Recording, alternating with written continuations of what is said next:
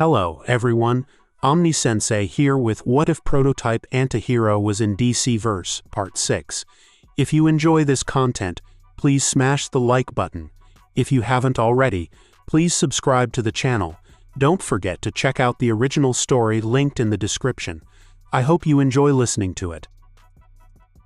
Chapter 81. The Lesson. Oh, it's nothing. Your Tim isn't actually dead. The voice didn't come from the cave's speakers. It didn't come from the shadows between the stalactites either. It came from Tim's corpse.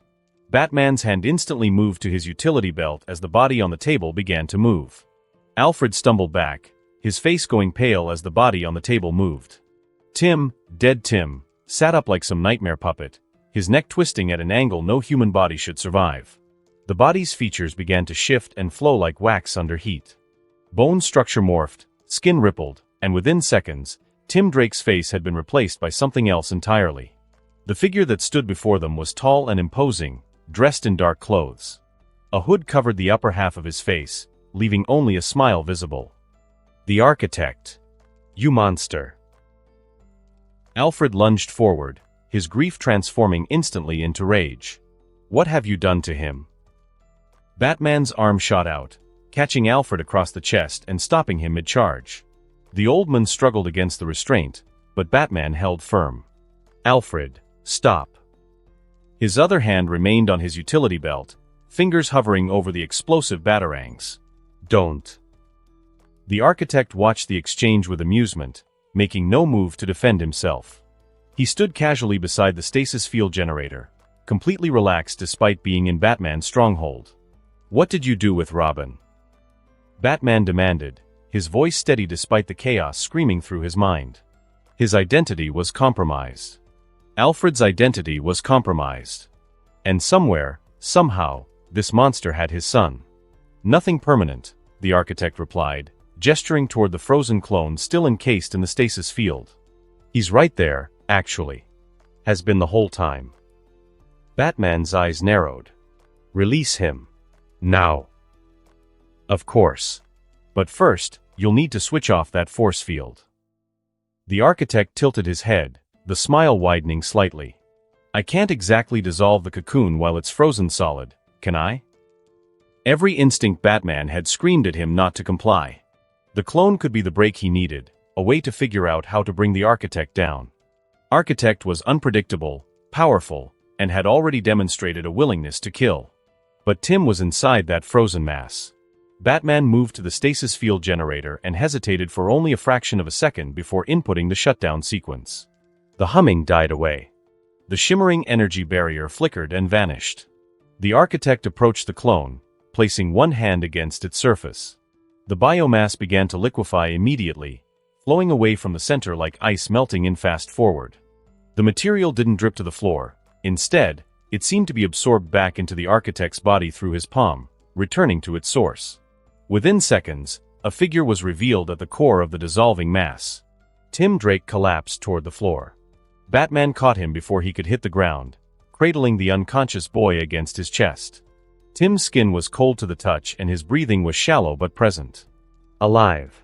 Unmistakably, miraculously alive. Alfred, Batman said urgently, lowering Tim onto the examination table. Check his vitals. Alfred rushed forward, his hands trembled as he pressed fingers to Tim's neck, checking for a pulse. Heart rate is slow but steady.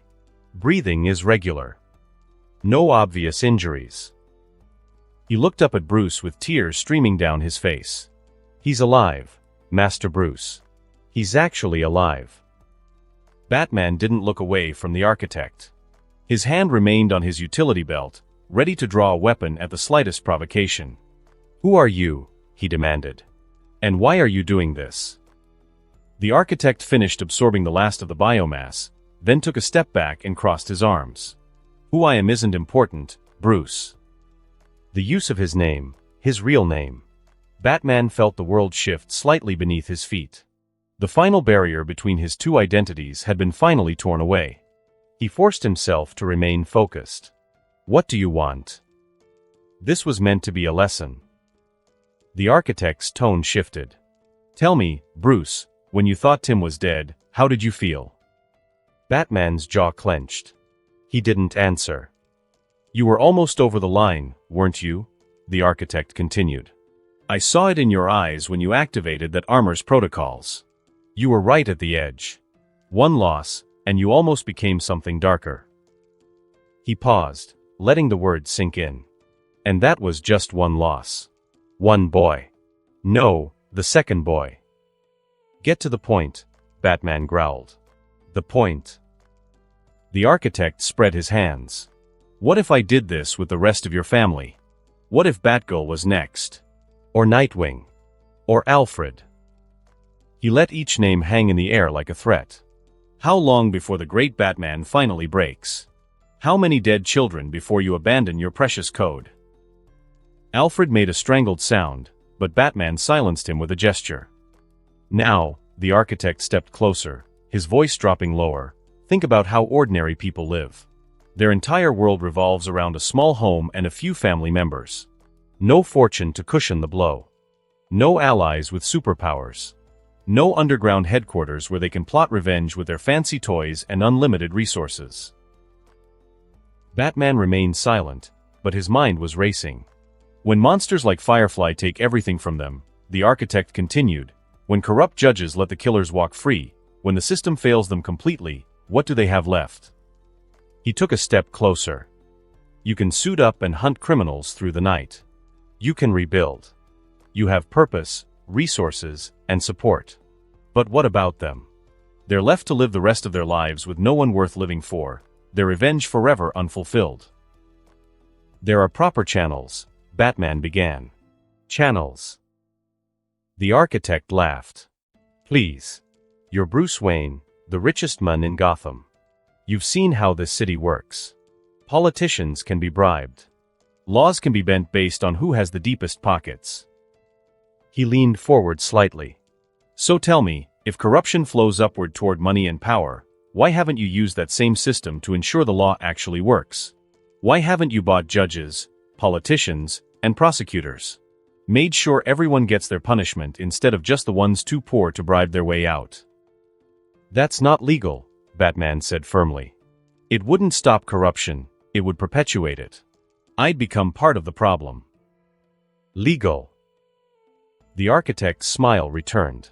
And beating people to within an inch of their lives while wearing a costume is legal? Building weapons that violate every military convention is legal? Training children to fight psychopaths is legal. Batman opened his mouth to respond, then closed it. The logic was twisted, but it struck at contradictions he'd struggled with for years. You operate outside the law when it suits you, the architect pressed. You've built an entire vigilante network that exists in the gray areas of justice. But you draw the line at actually fixing the system that forces you to exist in the first place. He shook his head slowly. That's not principle, Bruce. That's cowardice dressed up as morality. I won't compromise, then don't stand in my way. I will complete my mission one way or another, and you can't stop me. The only way you can end what I'm doing is by pushing for the legal system to work properly, ensuring everyone gets their punishment, that justice is actually served, not just performed for cameras and campaign contributions. Stop hiding behind your cowl and your code, the architect said. Use your real power, your money, your influence, your name, to fix what's broken. Because as long as the system keeps failing people, as long as monsters like Firefly can burn innocent people alive and get transferred to minimum security vacation homes, I'll be there. And next time, I won't be so gentle with your lesson. You used Tim as a hostage, Batman hissed. You psychologically tortured us. You call that gentle? I gave him back, didn't I? The architect gestured toward the examination table where Tim was beginning to stir. He's alive and unharmed, and you learned something valuable about yourself. That's more mercy than what I usually show. Batman's hand tightened on his utility belt.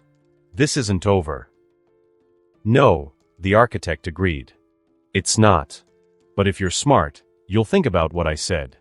Because the next time we meet, I might not be here to talk. Batman tensed, ready to spring forward, ready to deploy every countermeasure he'd prepared. But before he could move, the architect's form suddenly destabilized. His body exploded outward in a cloud of dark ash, particles dispersing through the air like a miniature supernova. Batman lunged through where the architect had been standing, but his hands caught only empty air and settling dust.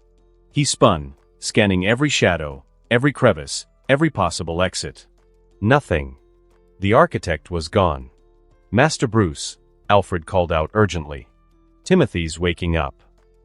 Batman turned to see Tim's eyes flutter open, confusion spreading across his face as he tried to make sense of his surroundings. "Bruce." Tim's voice was hoarse, uncertain. What happened? Where's the architect? Why am I in the cave?" Batman moved to his side, placing a hand on Tim's shoulder. "You're safe now. That's what matters." But even as he said the words, Batman's mind was already racing ahead. The architect knew his identity. He knew where the Batcave was. He had infiltrated his home and used his family as pawns in some twisted lesson about justice and privilege. And worst of all, some of what the monster had said made a terrible kind of sense. Chapter 82. The Trick. Tim's eyes struggled to focus as consciousness slowly returned. The familiar stone ceiling of the Batcave swam into view above him along with a pulsing glow of computer monitors. His head throbbed with a dull ache. "Bruce." His voice came out rough. What happened?" Batman leaned over him.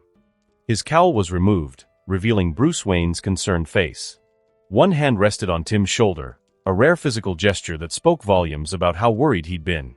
"Don't try to move yet," Bruce said quietly. "You're safe. You're in the cave." Tim tried to sit up anyway.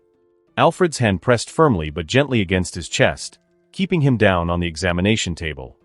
"Master Timothy, please," Alfred scolded, though his voice wavered with leftover fear. "You'll stay still until we know exactly what's been done to you." "I was maintaining surveillance," Tim said, his brow furrowing as he tried to piece together fragmented memories. "Outside the prison. I helped Batman infiltrate the prison and set up the surveillance. Then..." He paused, confusion spreading across his face. "Then nothing. It's like someone just switched off my brain. One second I'm watching the monitors, the next I'm waking up here." Bruce exchanged a glance with Alfred. There was something in that look, relief mixed with lingering fear and something else. Anger, maybe. Or guilt. "What happened?" Tim asked again, more insistent this time. "Where's the architect? Did you capture him?" "Not exactly." Bruce moved to the medical equipment station, beginning to pull out diagnostic scanners and analysis tools. "The architect infiltrated your position, rendered you unconscious, cut off all the signals inside the prison and then encased you in a biomass construct designed to mimic your corpse." Tim's eyes widened. "He what?" "He made it appear as though he'd killed you," Bruce continued, his voice carefully controlled. "Broke your neck right in front of me. Brought your body back here. It was only after scanning the construct that we discovered you were alive inside it, suspended in some kind of stasis." "Jesus," Tim breathed. He looked between Bruce and Alfred, seeing the tear track still visible on the old butler's face and the tension in Bruce's jaw. "You thought I was dead." "For approximately 43 minutes, Alfred said quietly, moving around the table to begin setting up the medical scanners. "It was the worst 43 minutes of my life, Master Timothy." "I'm sorry," Tim said automatically. "I should have been more careful. I should have anticipated." "You had no way to anticipate this," Bruce interrupted. "I have dealt with shapeshifters before. But the way Architect uses his powers and the inability to detect them make him a formidable foe. That's on me, not you." Alfred activated the full-body scanner. The device hummed to life and began its sweep from Tim's head downward. "We're going to run a complete analysis," Alfred said. "Every system, every organ, every cell if necessary. The architect is a shapeshifter with abilities we don't fully understand. I won't take any chances that he left something behind." "You think he might have implanted something?" Tim asked, alarm creeping into his voice. "Some kind of tracking device or, we don't know what he's capable of," Bruce said. "Which is why we're being thorough." The scanner continued its methodical progression, displaying cross-sections of Tim's internal anatomy on the nearby monitor. Bruce watched the readouts with hawk-like intensity, looking for any anomaly or inconsistency that might indicate tampering. Respiratory system appears normal, Alfred narrated as the data flowed across the screen. Heart rate is returning to baseline. No foreign objects detected in the thoracic cavity. Tim lay still, trying to process everything. The architect had gotten close enough to capture him without triggering any alarms. He had created a perfect replica of his dead body. He had brought that replica into the Batcave itself, past all of Batman's security measures. What happened to Firefly? Tim asked suddenly. The question had been nagging at the back of his mind since he'd woken up. Is he still at the facility? Bruce's expression darkened slightly. I gave him to Wonder Woman for transport to proper authorities. Tim's brow furrowed. How? I thought there was a signal blackout at the prison.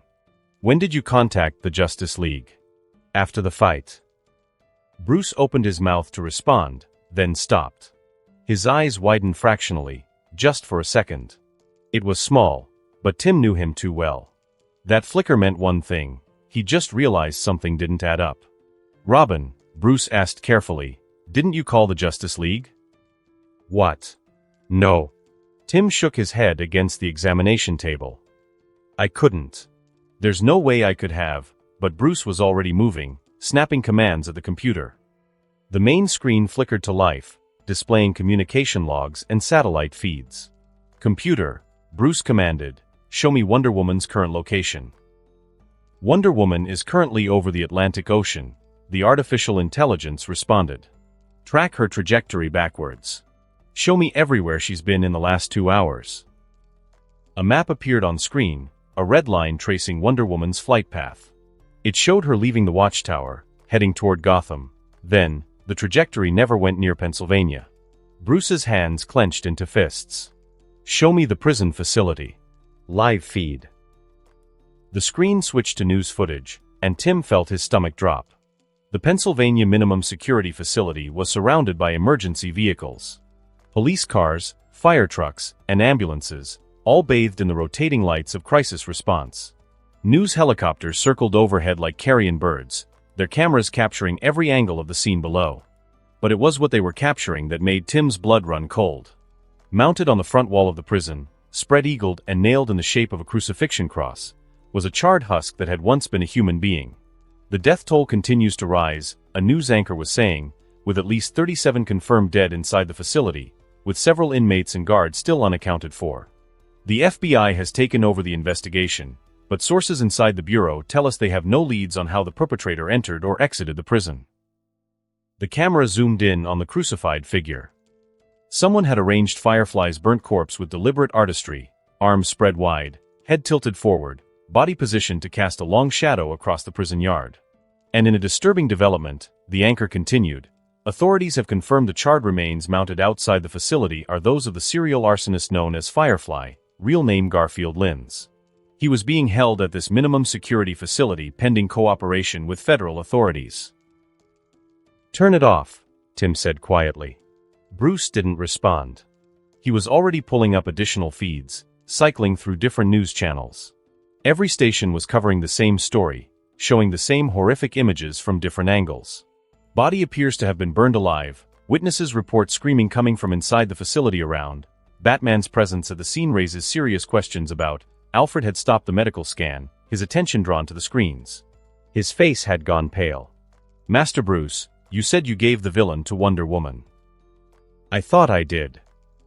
Bruce's voice was hollow. He pulled up the security footage from earlier. There, on the screen, he could see himself on the roof near the Batwing carrying Tim and the stasis generator. He could see himself, his past self, walking over to Wonder Woman, having a brief conversation, then handing over a bound and gagged Firefly. Looks just like her, Tim said. The architect should have created another clone. He made you think you were handing Firefly over to a League member when really I gave him directly to his executioner, Bruce finished. His voice was flat and emotionless, which meant he was feeling more emotion than he could safely process. I was too emotionally agitated to authenticate Wonder Woman's identity. He wore down my guard layer by layer. The undead. Then the creatures. Finally the ultimatum and Tim's death. The news continued playing in the background, showing new footage now, body bags being wheeled out of the facility, survivors being treated for trauma and physical injuries, and FBI agents establishing a perimeter around the crime scene. The architect's abilities, Alfred said slowly, working through the logistics. He created 3 clones. One to impersonate Master Timothy's corpse, one as himself, and another to impersonate Wonder Woman. He orchestrated the entire scenario to ensure you would hand over Firefly willingly. And I did. Bruce's fists clenched tighter. I walked right into it. I gave him exactly what he wanted while thinking I was being careful. Thinking I was outsmarting him. Tim sat up on the examination table despite Alfred's protests. His head still throbbed, but it was nothing compared to the weight of what they were seeing on the screens. He's sending a message, Tim said. The crucifixion pose, burning Firefly alive with his fire, displaying the body publicly, it's theatrical. He wants everyone to know that justice was done. That the man who burned people alive got the same fate. As if on cue, Bruce's comm buzzed. Justice League Priority Channel. He answered, and Wonder Woman's voice immediately filled the space. But this time, it was the real one. Batman, what happened? Diana demanded without preamble. I'm getting reports that Firefly is dead, mounted outside a prison in Pennsylvania, and that you were somehow involved. The footage shows you were at that facility earlier tonight. What's going on? Superman's voice overlapped. We need clarity now, Bruce. Were you involved? I was protecting him, Bruce said slowly, until I wasn't. What does that mean? Green Lantern cut in. Did you kill him? Because I've got to tell you, buddy, that body outside looks like something from a medieval torture chamber, and people are already making the connection between your presence and, I didn't kill anyone, Bruce interrupted. His jaw was clenched so tight Tim could see the muscles jumping. I was deceived. Manipulated. The architect created a clone that impersonated Diana. He glanced at the footage of fake Wonder Woman, and I handed Firefly directly to him. Silence on the line. Then Diana's voice, quieter now. Bruce, are you saying the architect impersonated me? Yes. That's not possible, Flash said. Diana's DNA, her divine signature, there's no way to fake that. This is my mistake, Bruce said. I was too emotionally agitated to check Diana's identity. More silence. Superman spoke next, his voice heavy with concern. Bruce, what happened? Emotionally agitated? You. Yes, Bruce said. I will explain everything in detail when we meet. Chapter 83, The Masquerade. Flashback. The rooftop wind whipped through Wonder Woman's dark hair as the Batwing's engines hummed to life. She stood still with one hand gripping Firefly's bound shoulder firmly, watching as Batman climbed into the cockpit without looking back. Diana watched as the Batwing lifted off, its sleek form rising into the sky. The aircraft's stealth systems engaged gradually and the solid shape became translucent, then ghostly, then finally disappeared entirely into the darkness. Only the faint distortion of starlight betrayed its passage overhead. Well, that was touching, Firefly said sarcastically. Think he'll actually grow a spine and start killing people now? Because honestly, I'm getting tired of this catch-and-release program. Wonder Woman's grip tightened on his shoulders, fingers digging in just enough to make him wince. I am the same, she said quietly. Something in her tone made Firefly pause. There was an edge to it that didn't quite match the Amazon princess's usual righteous anger. But Firefly wasn't the type to notice details that didn't burn. After all, violent as she is still a hero. And heroes don't kill. They might beat you up, but they don't kill. You know, Firefly continued, warming to his subject, I've been thinking about what happened to Batman. That look on his face when he thought his little bird was dead? That was beautiful. He laughed. I've seen that look before. On every parent's face when I torch their kids. It never gets old. Wonder Woman said nothing, her hand still steady on his shoulder. Firefly's voice took on a dreamy quality. That's what I love about fire. It doesn't discriminate. Rich, poor, young, old, everyone screams the same way when they burn. Come, Wonder Woman said, pulling him toward the rooftop access door. We have a long journey ahead. They descended through the stairwell in silence. Firefly stumbled occasionally on the steps, his balance compromised by the restraints, but she kept him upright effortlessly. They descended through the abandoned building, floor by floor, passing through empty hallways that still smelled of blood and death from Architect's earlier rampage. "You're awfully quiet, princess," Firefly observed as they descended. "Usually you types love to lecture. There's still good in everyone, justice, not vengeance, all that naive garbage." He snorted. "But you know what? I think Batman's finally learning the truth. Some people can't be saved. Some people just need to burn." They reached the third-floor landing. Wonder Woman pushed through the access door, and that's when Firefly started to notice something was very, very wrong. Blood. It was everywhere. The walls were sprayed with it in patterns. Drag marks smeared across the floors. Some places had body parts, arms, legs, chunks of torso, littered around like discarded trash. The metallic stench of death hung so thick in the air it was almost tangible. Firefly's words died in his throat. He hadn't noticed any of this when Batman dragged him to the roof. The path they'd taken had been clean, nothing like this slaughterhouse. "What the hell happened here?" he whispered, his earlier bravado evaporating like water on hot steel. Wonder Woman said nothing, merely guided him forward. They passed an open cell.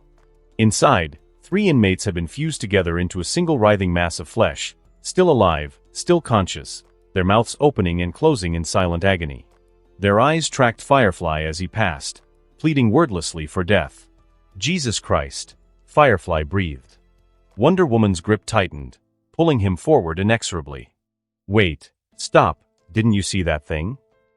Firefly tried to dig in his heels, but it was like trying to stop a train with his bare hands.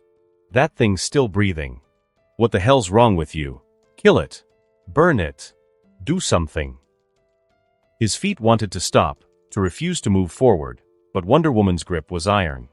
She pulled him along like a parent dragging a reluctant child through a nightmare. They turned a corner and Firefly nearly stepped on a severed head. He jerked back instinctively, but Wonder Woman's hand kept him from falling. The head belonged to a guard captain Firefly knew well. They'd done countless crooked deals together. Pay him the right price and he'd smuggle anyone out of custody, even a child predator's not off limits. The man's face was frozen in a silent scream with his eyes bulging and mouth stretched impossibly wide. Whatever had killed him had done it slowly enough for terror to etch itself into his final expression. "The architect did all this?" Firefly asked, genuine fear seeping into his voice now that he had witnessed what had happened. "While I was unconscious. How long was I out?" "Long enough," Wonder Woman said. They descended another flight of stairs. The walls here were worse, not just blood, but claw marks gouged deep into concrete. Something large and powerful had rampaged through this corridor, tearing apart everything in its path. A guard's body was embedded in the wall at chest height. The impact drove him so far into the concrete that only his legs and lower torso were visible, dangling like some kind of grotesque art installation. "Where are we going?" Firefly asked, his voice higher now. All the tension was making it crack. "I thought you Amazons could fly. Can't we just head up instead of down? Away from this?" "Soon," Wonder Woman said. They passed the cafeteria. Through the shattered doors, Firefly could see tables overturned, chairs broken, and bodies, so many bodies. Some were torn apart. Others looked like they'd been cocooned in some kind of biological webbing. Firefly's earlier confidence was completely gone now, replaced by horror. Architect meant business. Serious business. Luckily Batman caught him. Pussy as he might be, he is still useful. They turned a corner into a longer corridor. This one showed signs of water damage, dark stains on the ceiling and puddles collecting in the uneven floor. At the far end was a heavy steel door marked Maintenance Access, authorized personnel only. Firefly finally reacted. Thinking back about everything, that calmness of Wonder Woman was wrong. Heroes didn't stay this composed around mass murder. They get angry, horrified, determined, something. They didn't just walk through it like it was nothing. She didn't even kill that three-headed thing. "No," Firefly said, trying to pull back now, really fighting her grip. "No, I'm not going in there. You can't make me." Wonder Woman's hand moved from his shoulder to the back of his neck. One squeeze, perfectly placed, and Firefly's legs went numb. She dragged him forward with his feet trailing uselessly behind him. Stop. This isn't right. You're a hero. You can't, Batman trusted you. Desperation made his voice shrill. He's going to come back. He's going to check on me. When he realizes I'm not where you said I'd be, Batman won't be coming back, Wonder Woman said calmly, pulling open the steel door with her free hand. Beyond was a small room, maybe 12 feet square. Concrete floor and walls. A single drain in the center. No windows. A bare bulb hanging from the ceiling. It looked like an interrogation room. Or a cell. Or a slaughterhouse. Wonder Woman shoved him into the room. He collapsed on the concrete floor. His nerve function slowly returned to his legs. The door swung shut behind them with a hollow boom. Now, Firefly, Wonder Woman said, and her voice was changing now, deepening, the feminine tones bleeding into something else. Time for your judgment. Firefly's breath caught. He stared up at her, watching in horror as the transformation began. Diana's features rippled like disturbed water. Bone structure shifted. Skin tone darkened. Muscle mass redistributed. The iconic armor dissolved into dark tactical gear. Within seconds, Wonder Woman had disappeared entirely. In her place stood a tall figure in black, a hoodie covering the upper half of his face, lips curved into a cold smile. The Architect. Chapter 84. The Gallery of Ghosts. The Architect's boots clicked against the concrete floor as he moved closer to Firefly. Each step sounded louder than the last, filling the small room. Firefly scrambled backward, his back hitting the wall within seconds. There was nowhere to go. The room was barely 12 feet across, and the Architect stood between him and the only exit. No, wait, Firefly's voice cracked. We can talk about this. Whatever you want, I can do. Don't make me like one of those, I'm not here to talk, Garfield. The Architect crouched down in front of him. I'm here to show you something. Show me what? Firefly pressed himself harder against the wall, as if he could somehow push through the concrete and escape. What are you going to do to me? The Architect tilted his head. Where's the fun in explaining when I can just show it to you? Your punishment begins now. The Architect's fingers touched Firefly's forehead. The effect was instantaneous. Firefly's scream tore through the room as invisible claws ripped into his mind. It felt like his skull was splitting open, like something big was pouring into the space where his thoughts should be. His vision went white, then black, then exploded into fragments of color that made no sense. He tried to pull away, but his body wouldn't respond. The Architect's hand remained pressed to his forehead. The concrete floor beneath him dissolved. The walls melted away. The bulb overhead stretched into a streak of light that curved and twisted and finally snapped like a broken string. And then there was only darkness. Firefly woke slowly, his consciousness returning in fragments. He was lying on something cold and hard. Stone, maybe. Or concrete. He couldn't tell in the darkness. Where was he? He tried to remember. There had been. Batman? Yes. Batman had caught him. And then. Wonder Woman? No, that wasn't right. That hadn't been Wonder Woman. That had been. The memories scattered like ash in the wind. Every time he tried to grasp them, they slipped away, leaving only vague impressions of terror and a man in black with a face he couldn't quite recall. Firefly pushed himself to his feet, swaying slightly. His hands were unbound now, he realized. The restraints that had held him were gone. He patted himself down, no weapons, no equipment, nothing, just clothes. Hello? Is anyone there? Silence. He took a small step forward. Another step. Then another. The darkness was absolute. No light, no shadows. It was like being blind, except he knew his eyes were open and knew he should be seeing something, anything. A light flickered on ahead of him. Firefly froze. It was a single bare bulb, hanging from an invisible ceiling by a cord that disappeared into the darkness above. The light was weak and yellow, creating a small circle of illumination maybe 10 feet in diameter. And in that circle of light hung a portrait. It was massive, at least 6 feet tall and 4 feet wide, the ornate frame gilded and elaborate in a way that seemed grotesquely out of place in the void. The portrait showed a middle-aged woman with kind eyes and a gentle smile. She wore a floral dress and held a book in her lap. Firefly stared at the portrait, a sick feeling growing in his stomach. He knew that face. "Mrs. Gloria," he whispered. The memory came back piece by piece. An apartment building in the Narrows. Someone had paid him to torch it for the insurance money. Mrs. Gloria had lived on the 3rd floor. She'd been a librarian. He remembered because she'd tried to save the books when the fire started. She had gone back into her apartment for them even as the smoke filled the hallways. They'd found her body in the bathroom, clutching a stack of children's books to her chest. Why is she here? What is this place?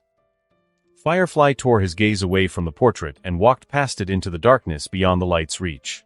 After 20 paces, he counted them, needing something concrete to focus on. Another light flickered on. Another portrait. This one showed a young man in a police uniform, fresh-faced and smiling, one hand resting on his duty belt. His name tag read Ramirez. Fire Officer Ramirez. First responder to one of Firefly's fires. The kid had run into a burning warehouse to rescue what he thought were trapped workers. Firefly had known the building was empty, had checked before setting the blaze, but Ramirez hadn't known that. He'd gone in anyway. The floor had collapsed under him. Ramirez had fallen 3 stories into the inferno below.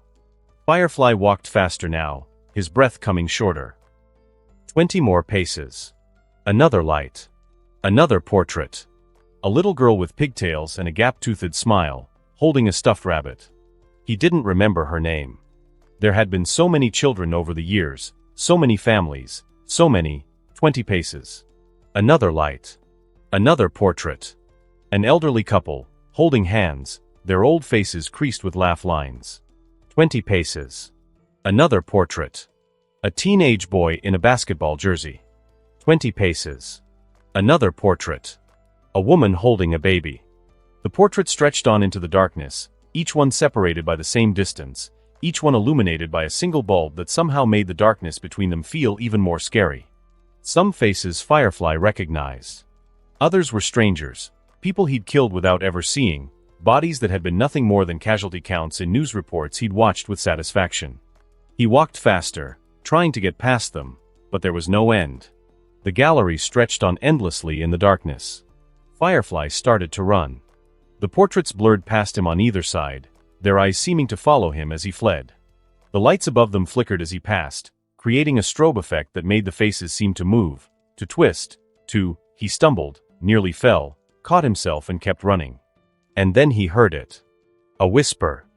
It came from behind him, soft and indistinct, like whine through dead leaves. Firefly skidded to a stop, spinning around.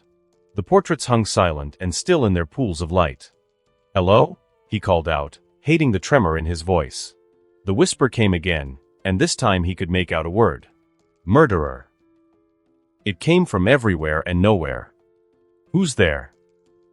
Firefly demanded, trying to inject some confidence into his voice. "Show yourself." Murderer, the whisper came again, louder now, and this time he realized it wasn't coming from the darkness. It was coming from the portraits. Mrs. Gloria's painted mouth twisted into a creepy grin. "You burned me alive," she whispered. "I couldn't breathe. The smoke filled my lungs. I tried to scream but there was no air, only fire, only burning." "Shut up," Firefly said, backing away. "You're not real. This isn't real." "I tried to save the children's books," she continued, her painted eyes now fixed on him. "I thought if I could save the books, the children could still learn, they could still dream. But you took that away. You took everything away." I said shut up. Firefly shouted, feeling creeped out. Officer Ramirez's portrait spoke next in the same creepy smile. "I heard screaming. I thought someone was trapped. I had to try to save them. I had to." His voice cracked. "The floor gave way.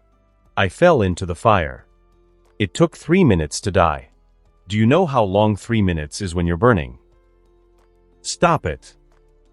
Firefly pressed his hands to his ears, but the voices continued, now joined by others. The little girl with the pigtails. "Mommy said to hide in the closet. She said she'd come back for me. But the smoke came under the door and I couldn't breathe and Mommy never came back."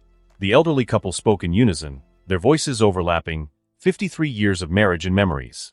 Photos, letters, the quilt her mother made, and the watch his father gave him. All of it burned. All of it gone. And then we burned too. Together. At least we were together. Stop. Firefly screamed, stumbling backward, crashing into another portrait. All around him, the portraits were closer together now and started speaking. Men, women, and children, all of them telling their stories, all of them describing their deaths, and all of them staring at him with painted eyes that somehow saw everything. You worship fire, you call it beautiful. Pure. There's nothing beautiful about burning alive, nothing pure about a child choking on smoke. Nothing honest about killing people for money. You're a coward. You are nothing special, just a twisted psycho. I'm not a coward. Firefly roared. I'm an artist. Fire is transformation. It's rebirth. It's murder. It's just murder. Something snapped inside Firefly. He lunged at the nearest portrait, the elderly couple, and grabbed the frame with both hands. You want to judge me? He snarled, pulling at the portrait. You want to make me feel guilty? I don't feel guilty. I feel alive. Fire is power. Fire is freedom. He wrenched the portrait from wherever it was hanging in the darkness and threw it down. The frame shattered and the canvas tore, and for a moment there was silence. Then the other portraits began to laugh. It started low, a chuckle from somewhere in the darkness, but it quickly spread. All around him, the dead were laughing at him. You're a joke, a broken little pyromaniac. Take off your equipment and you are still the pathetic man you once were. Firefly grabbed another portrait, the teenage boy, and ripped it in half, the canvas tearing with a satisfying sound. Shut up. Shut up. Shut up. He tore through the gallery like a whirlwind, ripping portraits from their moorings, shredding canvas, and smashing frames. His hands bled from the broken wood and sharp edges, but he didn't care. He had to make them stop talking, stop laughing, stop judging him. Your fire is nothing, the voices chorused together. You call yourself an artist, but you're just a killer. You worship flame, but fire doesn't care about you. It would burn you just as easily as it burned us. Fire chose me. Firefly screamed, tearing another portrait in half. I'm its avatar. Its prophet. Firefly stood in the wreckage of torn canvas and broken frames, his chest heaving, his hands bleeding, his mind fracturing under the weight of their words. And then he saw it. In the darkness ahead, barely visible at the edge of the light, was a shape he recognized. His suit. The fireproof bodysuit, the tanks, the tubing, the nozzles, all of it laid out carefully on what looked like a workbench. And next to it, gleaming in the dim light, was his flamethrower. Firefly's lips pulled back in a feral grin. Well, he breathed, walking toward the equipment, his earlier fear burning away in the face of this beautiful, terrible gift. Look what we have here. Behind him, the portraits whispered and laughed, but he ignored them now. His hands, slick with his own blood, reached for the suit. He pulled it on frantically, fingers fumbling with zippers and straps. The tanks clicked into place on his back. The tubes connected easily. The igniter in his glove sparked to life with a sound like a rattlesnake's warning. Finally, he lifted the flamethrower, feeling its weight. Firefly turned to face the gallery of the dead, and his grin was terrible to behold. Let's see how much you laugh now, he said, his voice steady for the first time since this nightmare began. He raised the flamethrower, finger hovering over the trigger. You want to talk about fire? About what it means. About what it can do. The portraits stared back at him now, their laughter still continuing in the background. Let me show you what fire really is, Firefly snarled. Let me show you what happens to things that get in my way. Let me show you, he pulled the trigger. What happens when you mock the flame? The stream of fire erupted from the nozzle, brilliant and terrible, painting the darkness with orange and red and gold. Chapter 85, The Betrayal of Flame. The fire roared out of Firefly's flamethrower in a blinding orange surge. The familiar heat washed over his suit, the chemical smell filled his nostrils, and for the first time since this nightmare began, Garfield Linz felt like himself again. Powerful. In control. Alive. Burn! He screamed, sweeping the flames across the nearest portraits. Burn like you did before. Burn like you were always meant to.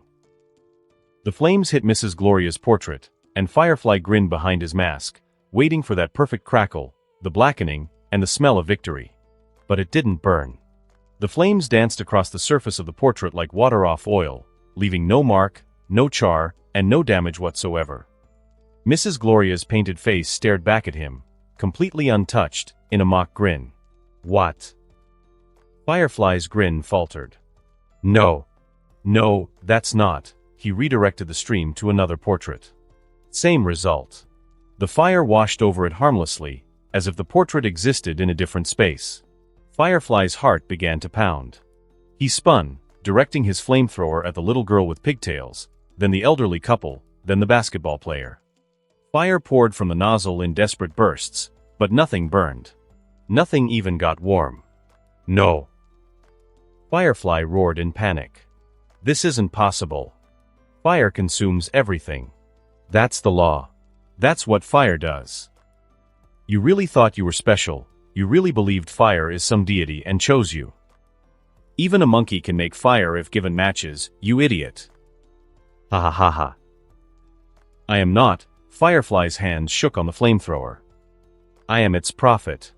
Its avatar. Fire obeys me. Firefly pulled the trigger again. The stream of fire intensified and the pressure gauge on his tank read maximum output. He bathed the portraits in flames, screaming wordlessly as he did. The portraits didn't even stop laughing.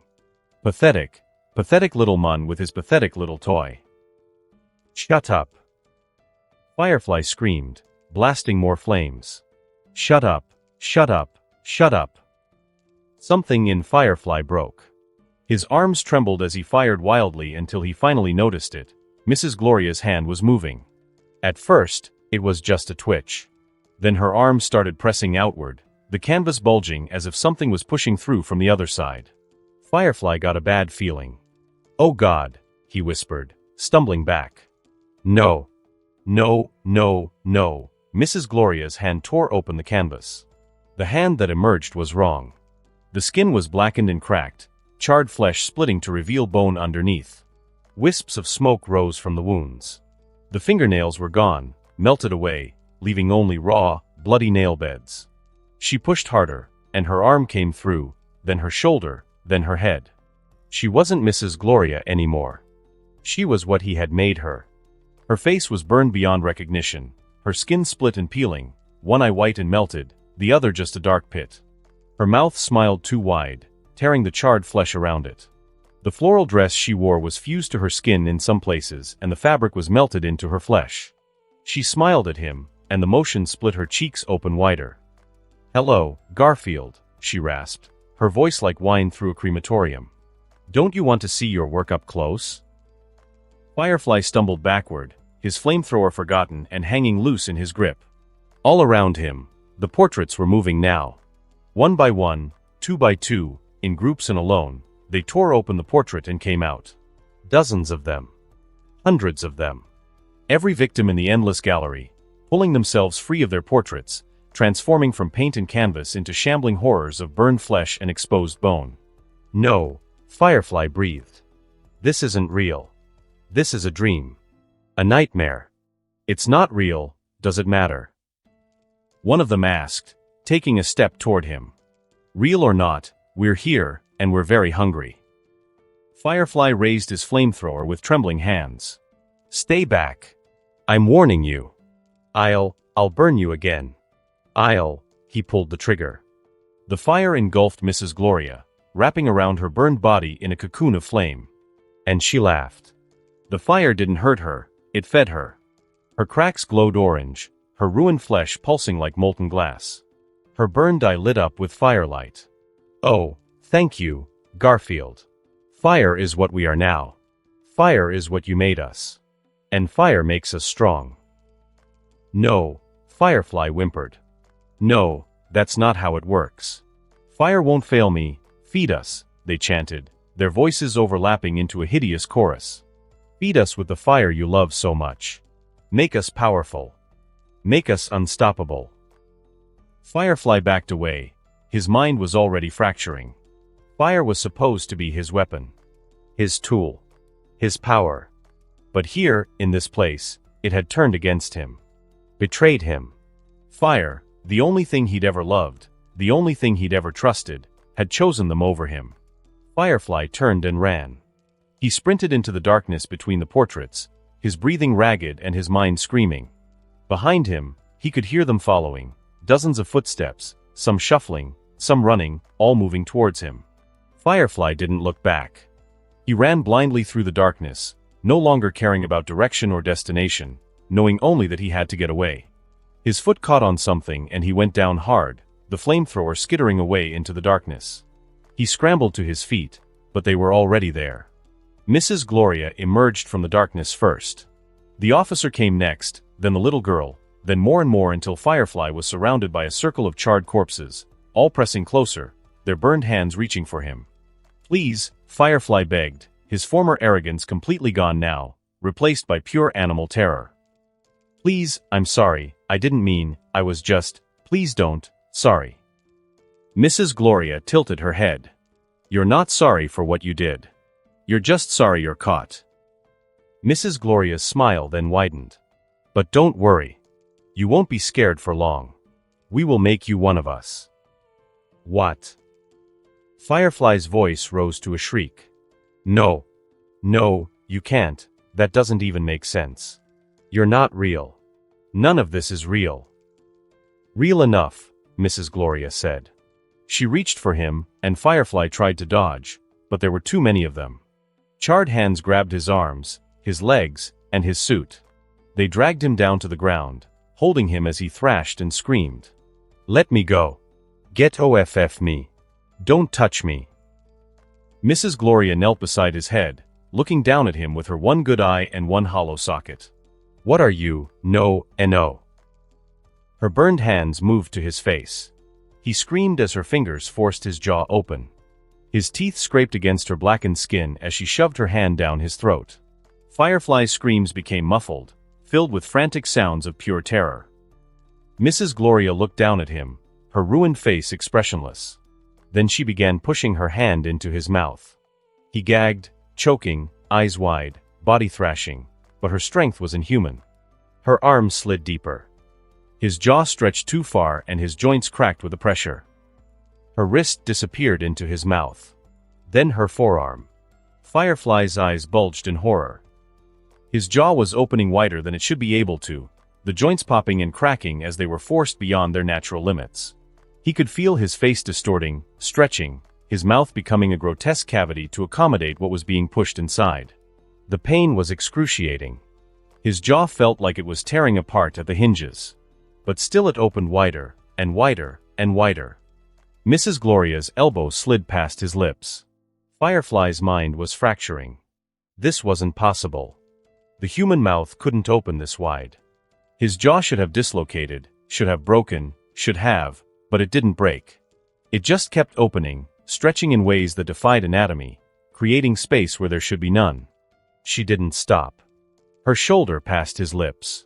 Her burned face was inches from his now, close enough that he could see every crack in her charred skin. "Don't fight it," she whispered. "You'll only make it worse." Then she pushed forward, hard, and her entire shoulder entered his mouth. Firefly's throat bulged obscenely. He couldn't breathe. His eyes streamed with tears. His body convulsed in violent spasms, but the hands holding him down were relentless. Mrs. Gloria's head tilted, angling to fit through the opening, and then she was pushing that inside too. Her burned scalp scraped against his teeth. Her ruined face pressed against his tongue. Firefly's entire world became pain and violation and the impossible sensation of a full-grown woman's body being crammed into his mouth. His jaw had opened so wide now that his face barely looked human anymore. His cheeks were stretched taut, splitting at the corners. His mandible had separated from his skull in ways that should have killed him, creating a gaping maw that looked more like a snake's than a man's. Mrs. Gloria's torso was inside him now, being pushed down his throat by her own momentum and the pressure from behind. Firefly could feel her inside his chest. He could feel his ribcage expanding impossibly to accommodate her mass. His stomach distended grotesquely, but still she kept going, forcing herself deeper. Her hips pressed against his lips. Then her thighs. Her legs kicked weakly as she was swallowed up by his body, disappearing into the space that had opened inside him. And then, with a final wet sound, her feet slipped past his teeth. Firefly's jaw didn't snap closed. It hung open, dislocated and distorted. His face was a mask of agony. He tried to scream, but his throat was too full. He tried to vomit, but nothing would come up. He tried to breathe, but his lungs were compressed by the impossible mass now packed into his chest cavity. And then the next person stepped forward. "No," Firefly tried to say, but it came out as a broken gurgle. "No more, please, no." He grabbed Firefly's head and angled it for better access. Firefly's jaw was still hanging open, unable to close, the joints completely destroyed by what they'd been forced to do. He pushed his hand into Firefly's mouth. The process began again. This time Firefly could feel both bodies inside him. The pressure was unbearable. His chest felt like it would explode. His stomach was so distended it looked pregnant, grotesquely swollen. But still his body accepted more. Still there was room, somehow, impossibly, for another person to be crammed inside. The little girl came next. She giggled as she pushed her small burned hand into his mouth, her child's laughter somehow the most horrible sound in this gallery of horrors. Her ruined pigtail scraped against his teeth as her head was forced inside. Her tiny body slid down easier than the adults, but the sensation of her moving inside him, settling in with the others, made Firefly want to die. But he didn't die. He just endured. One by one they came. One by one they were forced inside. Firefly lost count after the first dozen.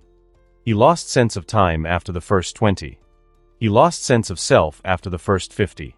His body had become something else entirely, a grotesque sack of flesh stretched tight around dozens of corpses, his torso so massively swollen that he looked like some kind of hideous balloon. His jaw hung completely useless, the bones shattered beyond repair, his mouth a gaping wound that never closed. And still they came. They pushed themselves inside. His body somehow found room for more. The last victim, a young woman whose name Firefly had never known, looked at him with something like pity before she pushed her burned hands into his mouth. "Almost done," she said softly. "Just one more." Then she was inside him too, cramming herself into whatever microscopic space remained in his impossibly packed body. Finally, the hands released him. Firefly collapsed onto his side, his grotesquely distended body making movement nearly impossible. His jaw still hung open, useless and broken. Drool and dark fluid leaked from the corners of his ruined mouth. He tried to move, but his body wouldn't obey. There were too many things inside him, too many people sharing the space, all of them pressing against each other, even against his organs and bones. He could feel them in there. All of them. Moving. Shifting. Settling. And worst of all, he could hear them. Whispering inside his head. Laughing inside his bones. Living inside his skin. Firefly tried to scream, but the sound that came out wasn't his voice alone. It couldn't be his voice alone, not with all of them in there. It was hundreds of voices, screaming in unison. He tried to stand, but his legs wouldn't hold the weight. His grotesquely swollen torso was too heavy. He crashed back down. His body made a heavy sound as it hit the ground. He twitched on the floor, hands clutching his grotesquely distended stomach, feeling faces press against his skin from the inside. In the darkness of the gallery, Firefly's body lay. But he wasn't Firefly anymore. He was a prisoner. A tomb. A home for the ones he burned. And somewhere deep inside that grotesque mass of bodies, Garfield Lynns was still conscious. Still aware. Still screaming. Forever. Note, I felt that the chase got a little stretched out / boring. Comment about your feelings. Feedback is appreciated. Chapter 86. Judgment served. The architect stood motionless in the concrete room, watching as Firefly's body convulsed on the floor. Garfield Lynns lay in a twisted heap, his limbs jerking at irregular intervals. His eyes rolled back so only the whites showed. Foam flecked the corners of his mouth. His breathing was shallow and erratic, mixed with occasional whimpers that barely qualified as human sounds. The telepathic assault had lasted 17 minutes in real time. In Firefly's mind, it had been hours. Days. Perhaps. Time had no meaning in the nightmare the architect had constructed, a place where the laws of physics bent to psychological torment, where the worst fears of a remorseless killer could be made manifest and inescapable. The architect checked his watch. The neural patterns should be stabilizing soon. Firefly would regain partial consciousness within the next 60 seconds. Right on schedule, Firefly's eyes fluttered. His pupils contracted, dilated, and contracted again as his brain struggled to reconnect with his body.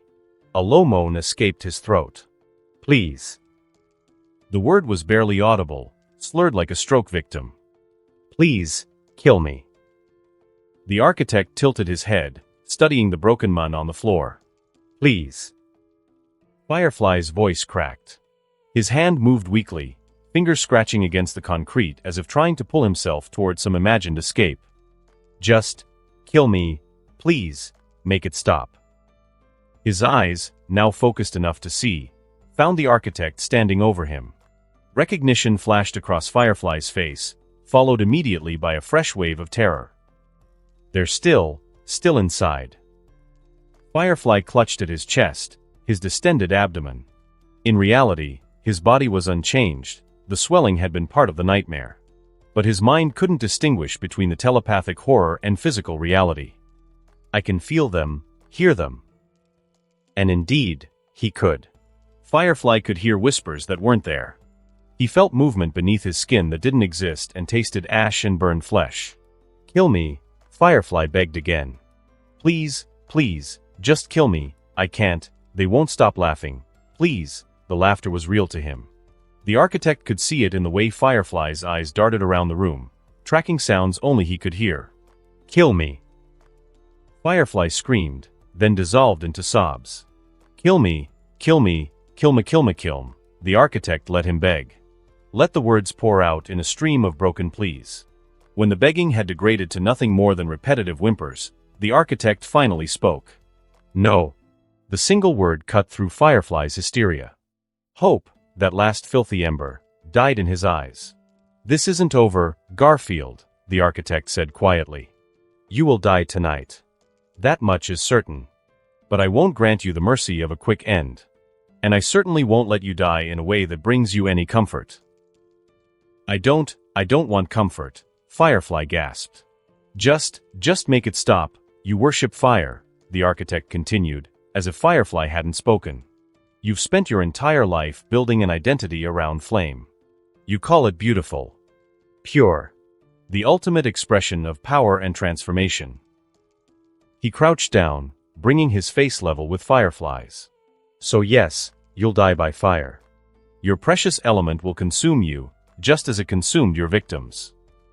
Something like hope flickered in Firefly's eyes, the desperate, broken hope of a mun who saw death as release. The architect saw it and smiled coldly. But I won't allow you to enjoy it. Not even in your current state. Not even for a second. He reached out, his hand hovering over Firefly's forehead. I'm going to ensure that the fire you loved so much becomes your greatest torment. What do you? The architect's fingers touched Firefly's temple, and Firefly's question became a scream. Pain receptors. Sensory interpretation. The way the brain processed temperature, pressure, and texture. He was rewriting how Firefly's nervous system worked. I'm not changing what you'll feel, the architect explained as he worked. I'm changing how you'll feel it. Fire produces heat, that's a simple chemical reaction. But heat is just energy. And energy can be interpreted by the brain in many ways. Firefly convulsed under his touch, but the architect held firm. When the flames touch you, your nerves will still fire. Your brain will still receive signals. But instead of heat, instead of the warmth you've worshipped your entire life, you'll feel cold. The absolute, bone-deep cold of frostbite. No, Firefly's voice was weak. And not just cold, the architect continued. I'm mapping in some other sensation specially for you, the acidic burn of being dissolved alive, the tearing agony of flesh being shredded, and the crushing pressure of being slowly compressed. Every worst pain imaginable, all at once, in the place where you expected to feel warmth. He removed his hand and stood up. Firefly lay gasping on the concrete, his nervous system now fundamentally altered. The architect walked across the room to where Firefly's equipment lay. He picked up the flamethrower he brought back when Firefly was undergoing his nightmare. The tanks were still half full. More than enough for what came next. Please. Firefly whispered one last time. Don't do this. You showed no mercy to anyone, Firefly, the architect said, adjusting the fuel mixture on the flamethrower. He turned to face Firefly. Why would I show you any? I'm sorry, the words tumbled out in a rush. I'm sorry, I was wrong, I was sick, I needed help. Please, I'm sorry. Sorry won't bring back the dead, the architect said flatly.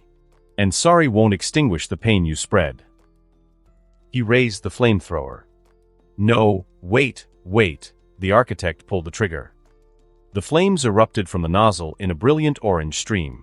They struck Firefly's prone form and spread across his body quickly. And Firefly screamed.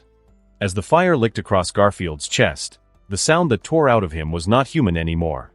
It was a raw, animal scream, an unfiltered howl of someone being reinvented into pain.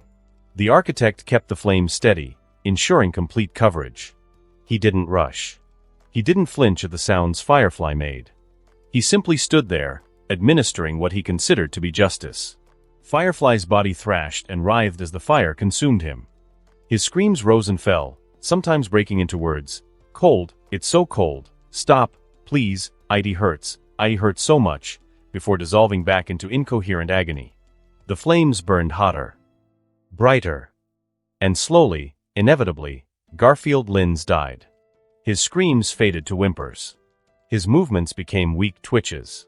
His body, consumed by the element he had worshipped his entire life, blackened and reduced to a charred husk.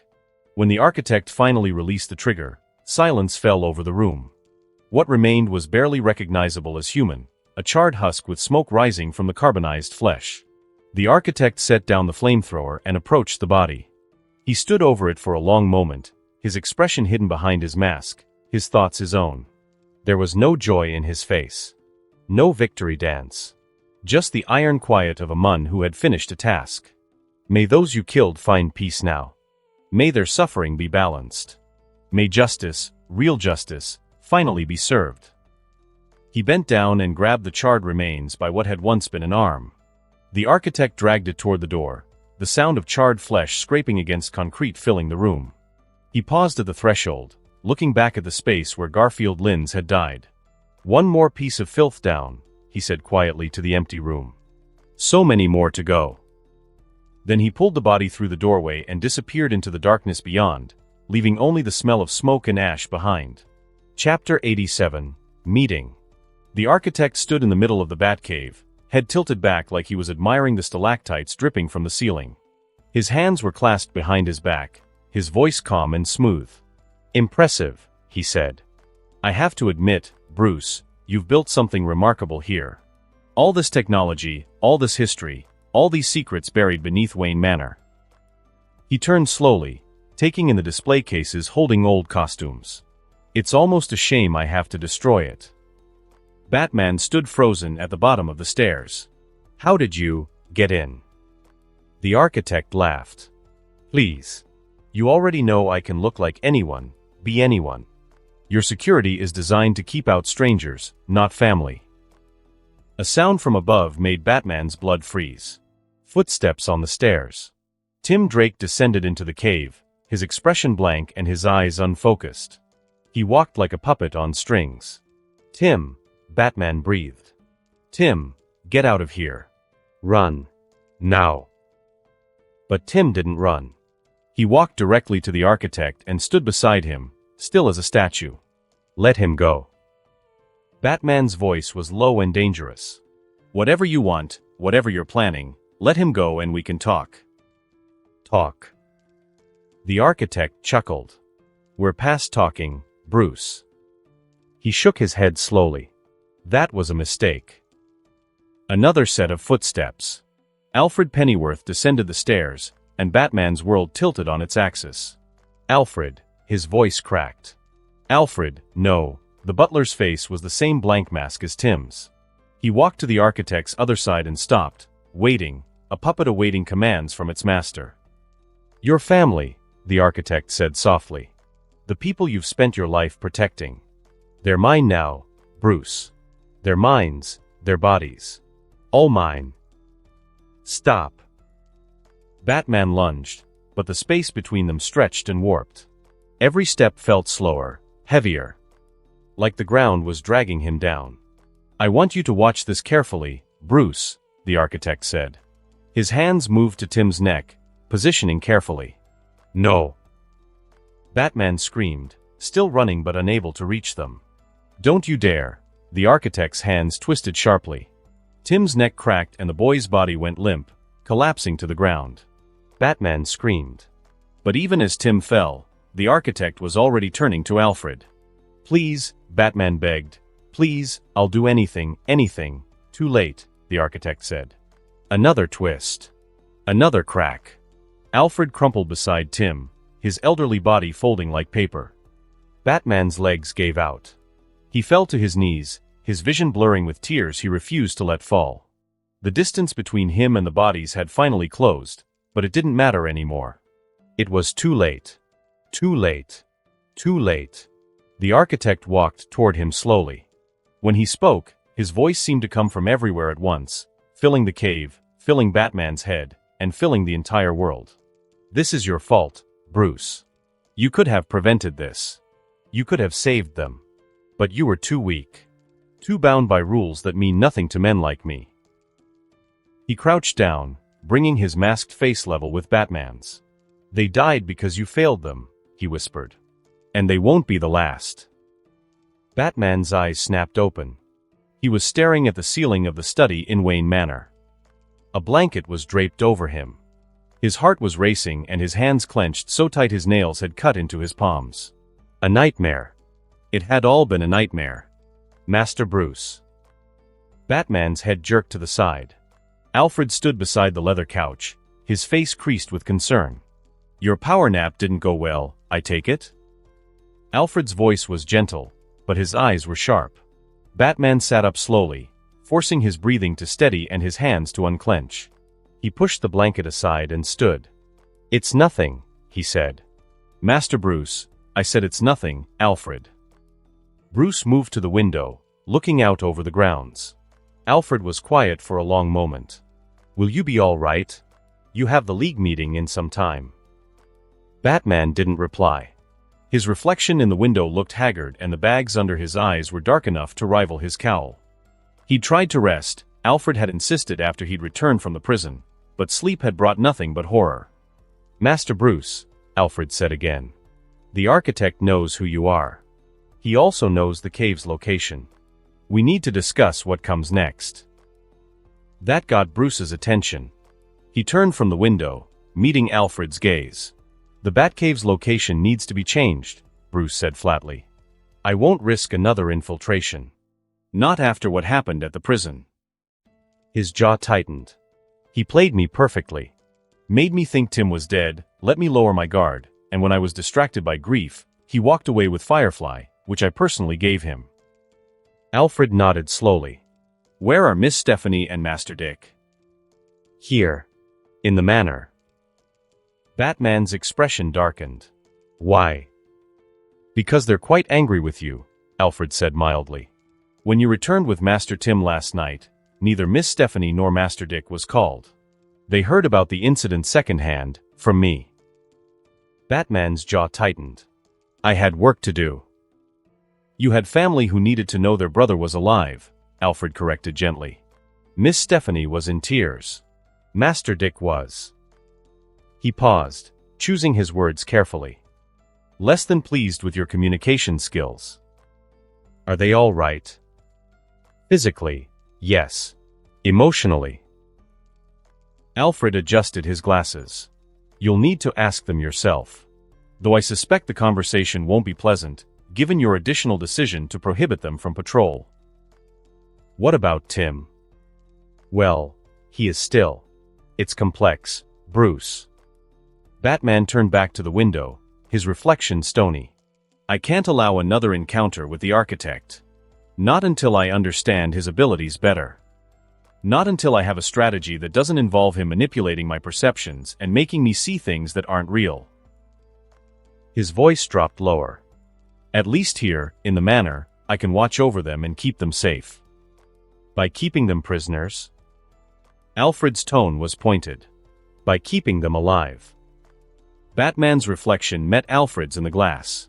The architect is fully capable of targeting US, Alfred. He proved that last night. Tim was bait to draw me out, to make me emotional and sloppy. It worked. Next time, he might not settle for fake deaths. The nightmare flashed through his mind again. I won't give him that opportunity. Alfred was quiet for a long moment. Then, and what will you tell the League? The truth. Batman moved away from the window, heading for the door that would take him down to the cave. That I was outplayed. That a metahuman with shape-shifting abilities infiltrated the prison, massacred dozens of inmates and guards, staged an elaborate deception that fooled Batman himself, and walked away with one of Gotham's most dangerous arsonists. Will you request their assistance? Batman didn't reply. He disappeared through the doorway, leaving Alfred alone in the study. The butler stood in silence for several moments, then moved to the couch and began folding the blanket Batman had left behind. God help us all, he murmured to the empty room. The Watchtower, Justice League meeting room. The oval table gleamed under the station lights. Around it sat Earth's greatest heroes: Superman, Wonder Woman, Flash, Green Lantern, Aquaman, Martian Manhunter, and Batman, standing instead of sitting, his cape wrapping around him like armor. Wonder Woman broke the silence first. Let me get this straight, she said evenly. The architect infiltrated the prison, killed multiple people, tricked you into thinking Robin was dead, disguised himself as me, and left with Firefly under your nose. She paused, her eyes boring into Batman's. Is that correct? The silence that followed was deafening. Batman's jaw tightened, but he didn't look away from her gaze. Yes. Chapter 88, Meeting Part 2. The silence in the Justice League meeting room stretched on. Batman stood motionless at his position near the table, his cape draped around him, his expression hidden behind the cowl. Wonder Woman was the first to break the silence. How? She asked simply. Bruce, you know me. We've worked together for years. How did you not recognize that it wasn't me? Batman's jaw tightened. For a moment, it seemed he wouldn't answer. Then, slowly, he spoke. My mental state. The words came out flat. I'd just watched what I believed was Tim's death. I watched and blasted reanimated prisoners and other creatures. The architect knew exactly what buttons to push, exactly how to break my focus. He paused. I was emotionally compromised. Mentally worn down. When someone who looked and sounded exactly like you appeared, offering support, offering to help contain the situation, I didn't check the details the way I normally would have. Wonder Woman's expression softened slightly.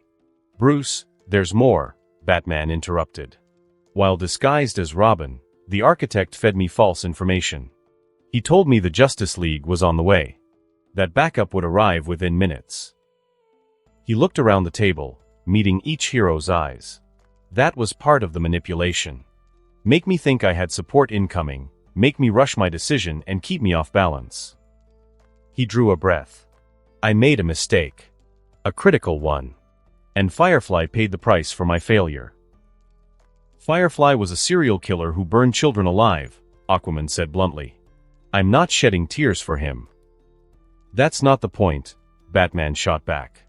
The point is that the architect manipulated me into delivering a prisoner directly into his hands. Whether Firefly deserved death or not is irrelevant. I became complicit in an execution. I let myself be used as a tool for murder.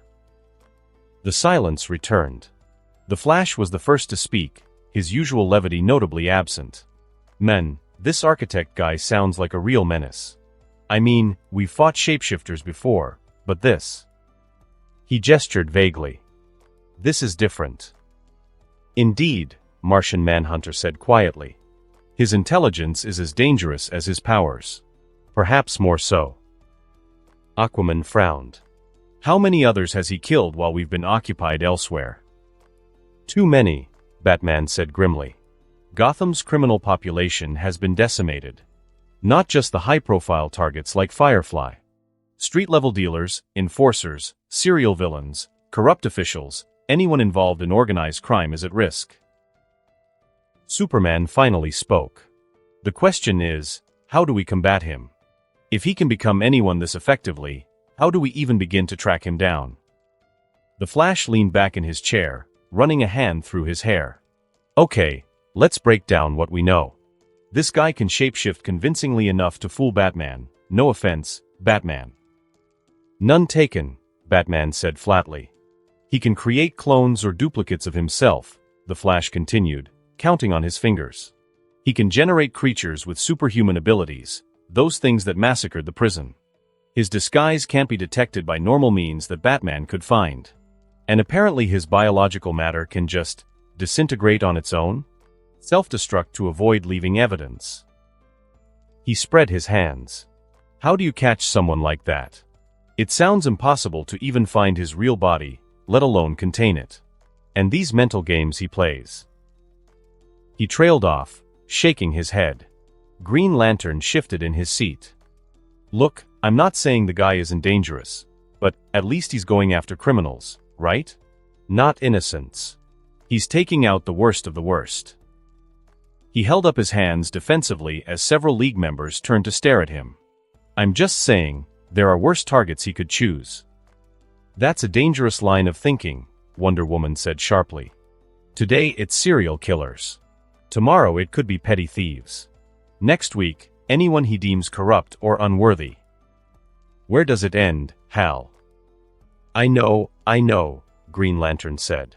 I'm just pointing out that his targeting is selective. That tells us something about his mindset. The Flash grinned suddenly, trying to lighten the mood. Hey Batman, maybe you should just monitor all the bad guys in Gotham simultaneously. Like, put trackers on every criminal in the city. Then at least you'd know when the architect was making his move, right? Batman's glare could have frozen fire. Or not, the Flash amended quickly. That was a joke. Obviously. A bad joke. Batman then warned, if any of you encounter him, listen carefully. Do not attempt to destroy his body. Not immediately. Why not? Green Lantern asked, frowning. Because you won't know if there's someone inside it, Batman said bluntly. His clones, or whatever they are, can contain living people. I've seen it. He could use hostages as shields or trap innocents inside his constructs. If you attack with any lethal force, you might kill whoever he's holding. So what's the alternative? Superman asked. Containment, Batman said. Treat him like any organic matter you need to neutralize without destroying. Freezing is ideal, it immobilizes without causing tissue destruction.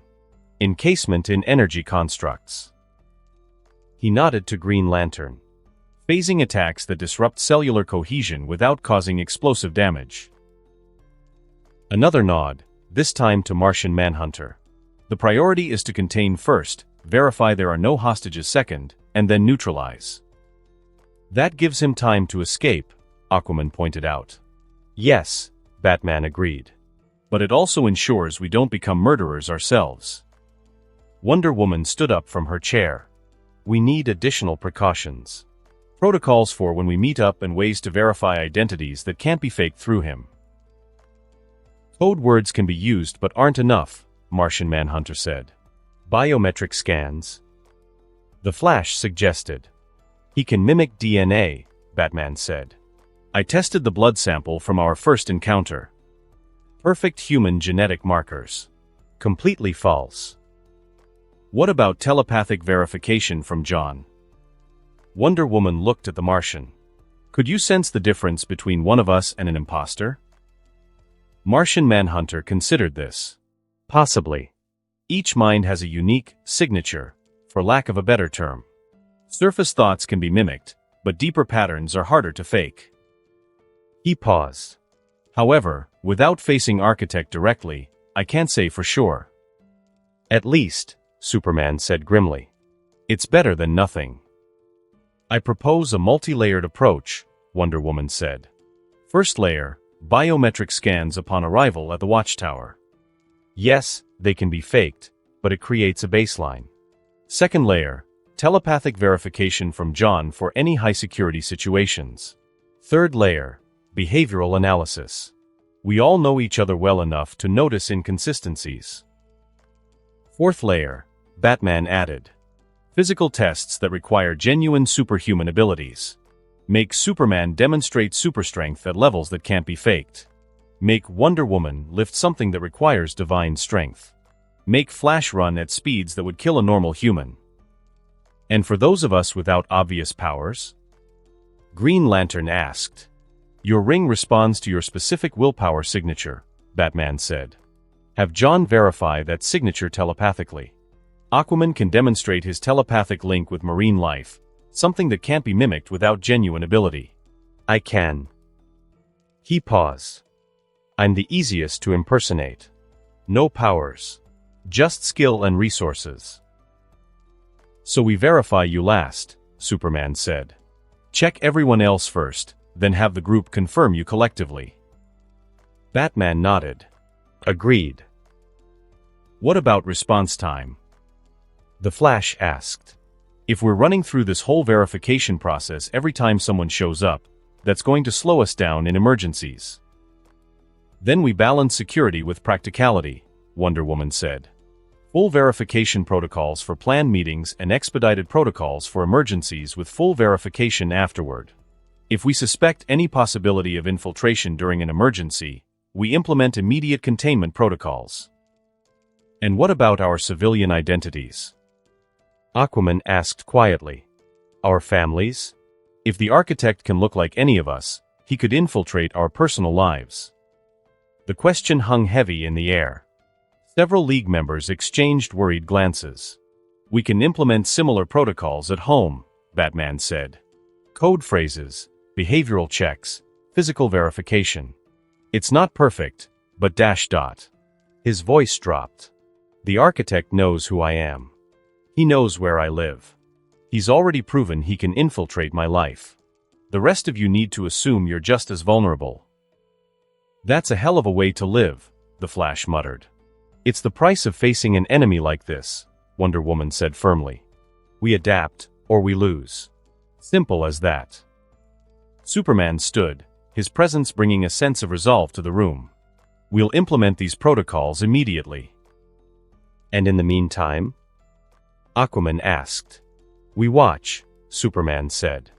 We prepare. At least he is not actively fighting against us.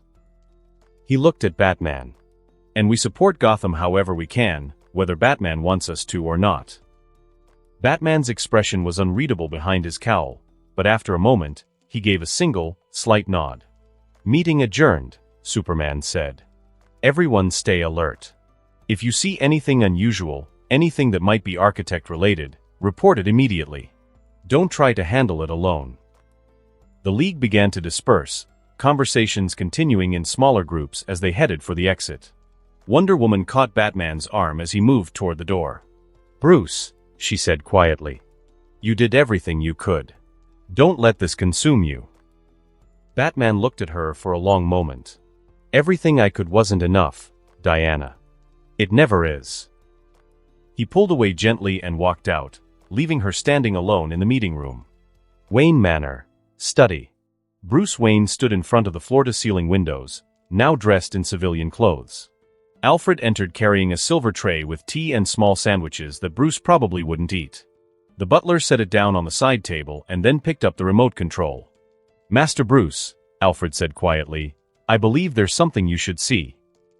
The television flickered to life, showing a news broadcast. The chiron at the bottom read, Anonymous leaks expose FBI corruption in prisoner transfers. Bruce turned from the window to the TV. The news anchor, a polished woman in her 40s, spoke with barely contained excitement. Documents released to multiple news outlets reveal a systematic pattern of corruption within federal law enforcement. The anonymous source, calling themselves only a friend of justice, has provided extensive evidence of FBI agents and officials receiving bribes to facilitate minimum security placements for any offenders, violent or not. The screen switched to show documents, heavily redacted but clearly official, with highlighted sections showing money transfers, communications, and prisoner records. The leaks detail how dozens of convicted murderers, arsonists, and other dangerous criminals were placed in minimum security facilities in exchange for payments ranging from $50,000 to over $10 million, the anchor continued. Perhaps most disturbingly, the documents include detailed records of each prisoner's crimes, evidence that was allegedly suppressed during their trials, and projections showing their statistical likelihood of re-offending if released. Bruce moved closer to the television, his expression darkening. Among the names listed, the anchor said, is Garfield Linz, also known as the serial arsonist Firefly, who was recently killed. According to these documents, Linz was scheduled for placement in a minimum security facility despite being responsible for multiple confirmed deaths and suspected in dozens more. The screen showed photos of Firefly's victims, families, children, and elderly people. The contrast between their innocent faces and the comfortable facility where Firefly would have served his time was jarring. Public reaction has been complex, the anchor said carefully. While many are outraged by the corruption these leaks reveal, others are expressing a different sentiment. The broadcast cut to man-on-the-street interviews. Good riddance, a middle-aged man in a construction vest said bluntly. These monsters were going to walk free in a few years anyway. At least someone had the guts to do what the police wouldn't. A young woman in business attire. I'm not saying vigilante justice is right, but when the actual justice system is this broken, when it's literally for sale, I understand why someone might take matters into their own hands. An elderly woman, the architect, if that's really who did this, he's protecting us. The police won't. The courts won't. So someone has to. The broadcast returned to the anchor. Social media has been flooded with reactions, with hashtags like #ArchitectProtects and #RealJustice trending nationwide. While law enforcement continues to condemn the vigilantes' actions, polling suggests that nearly 60% of Gotham residents, and a growing percentage nationwide, believe the architect's actions are justified given the corruption these leaks have revealed. Alfred paused the television, and the study fell into silence. The public perception is shifting again. But this time it's going beyond Gotham. Alfred said quietly. Bruce said nothing, his jaw tight. His eyes were still fixed on the frozen image of the news anchor.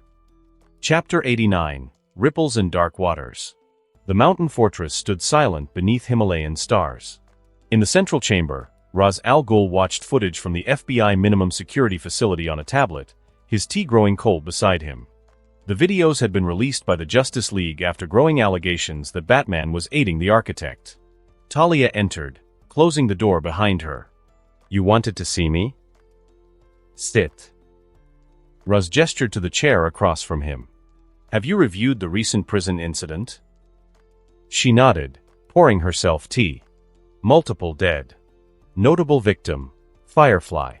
Batman was there but failed to stop it. Not just failed but utterly dominated. Raz replayed a section, the creatures hunting through corridors, Batman's desperate fighting.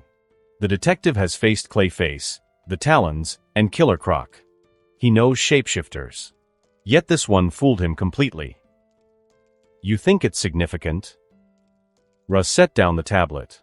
I think someone made Batman look like an idiot on purpose.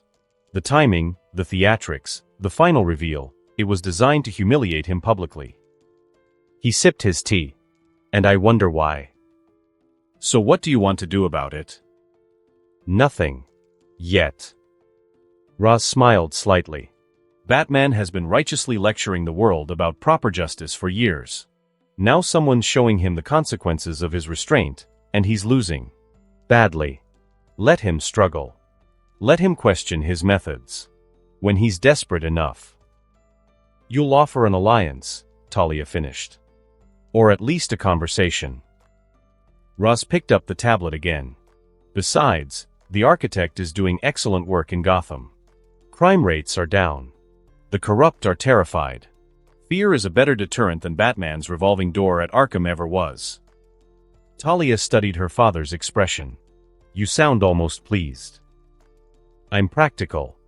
If someone else is cleaning up Gotham's filth more effectively than the detective, why should I interfere? He stood, moving to the window. Though I am curious who they are. This level of intelligence along with his powers. Want me to investigate? Carefully. Very carefully. Russ turned back to her. Don't engage. Don't interfere. Just watch. I want to know if this architect is someone we need to worry about or someone we might work with eventually. And if they're a threat, then we'll deal with them. But for now. He glanced at the tablet showing Batman's humiliation. For now, I'm content to watch the detective squirm. LexCorp Tower, Metropolis. Lex Luthor's office was quiet. He sat at his desk, reviewing quarterly reports, when Mercy entered with a folder. The prison analysis you requested. Luthor took it, flipping through pages. Security footage, autopsy reports, witness statements. He paused on a photo of the creatures. Biological manipulation. I wonder how he did it. Meta powers or advanced tech. Interesting. Luthor set down the folder. And Batman was there. He got played. He handed Firefly over to the architect, thinking it was Wonder Woman. Mercy pulled up security footage on the wall screen. Complete infiltration. Perfect impersonation. Luthor watched the footage with interest. He is capable for sure. Any lead on this architect? Mercy shook her head. No trail so far. Just some call cards and unfortunate victims. No direct contact.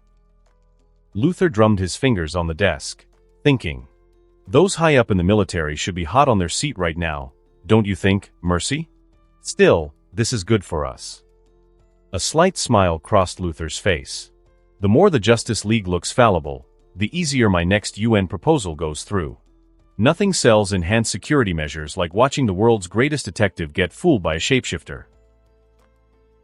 Also, we need better identification protocols to prevent infiltration. I will make it myself. Luthor stood, straightening his suit. For now, set up a meeting with Senator Hawkins. I want to brief him on enhanced threat response before the League does damage control. Undisclosed location. Amanda Waller sat in the reinforced briefing room, surrounded by screens showing footage from Blackgate. Her coffee had gone cold an hour ago. She didn't care.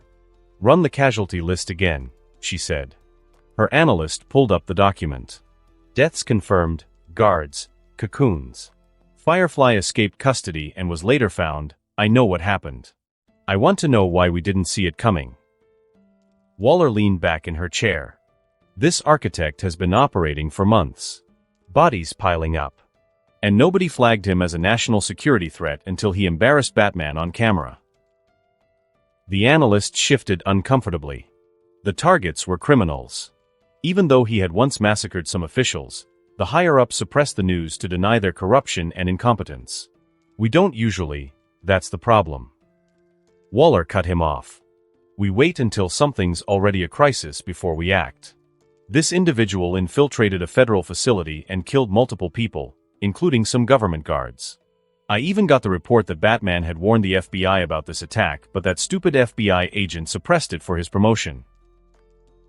She pulled up a map showing the architect's known activities, primarily Gotham, with the one incident in Star City. Pattern analysis. What do we know? Targets are always criminals who escaped justice. Corrupt officials, violent offenders.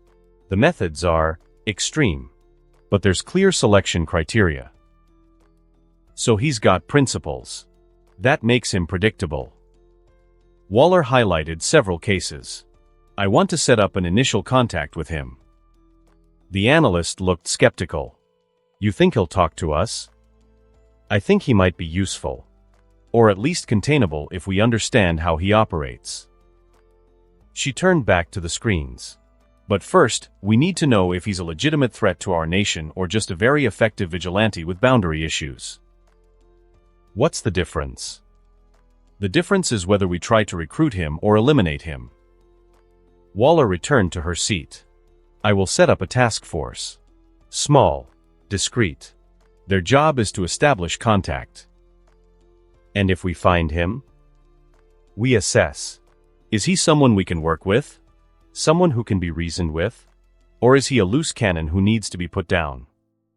She pulled up the footage again. I need to know if that was necessary force or if we're dealing with someone who's lost control. The analyst made notes. Resources. Whatever you need. Priority Alpha clearance. I want answers in 2 weeks.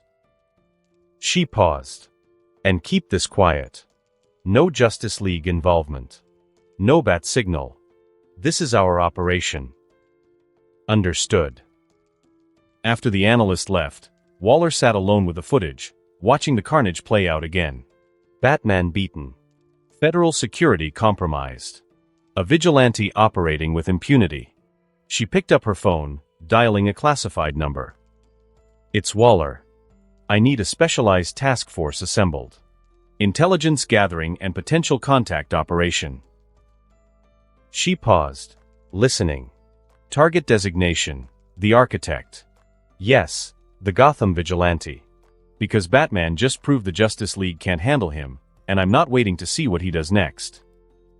She hung up, eyes on the screen. Let's see if you're interested in having a conversation, she muttered. Or if you're just another monster who needs putting down.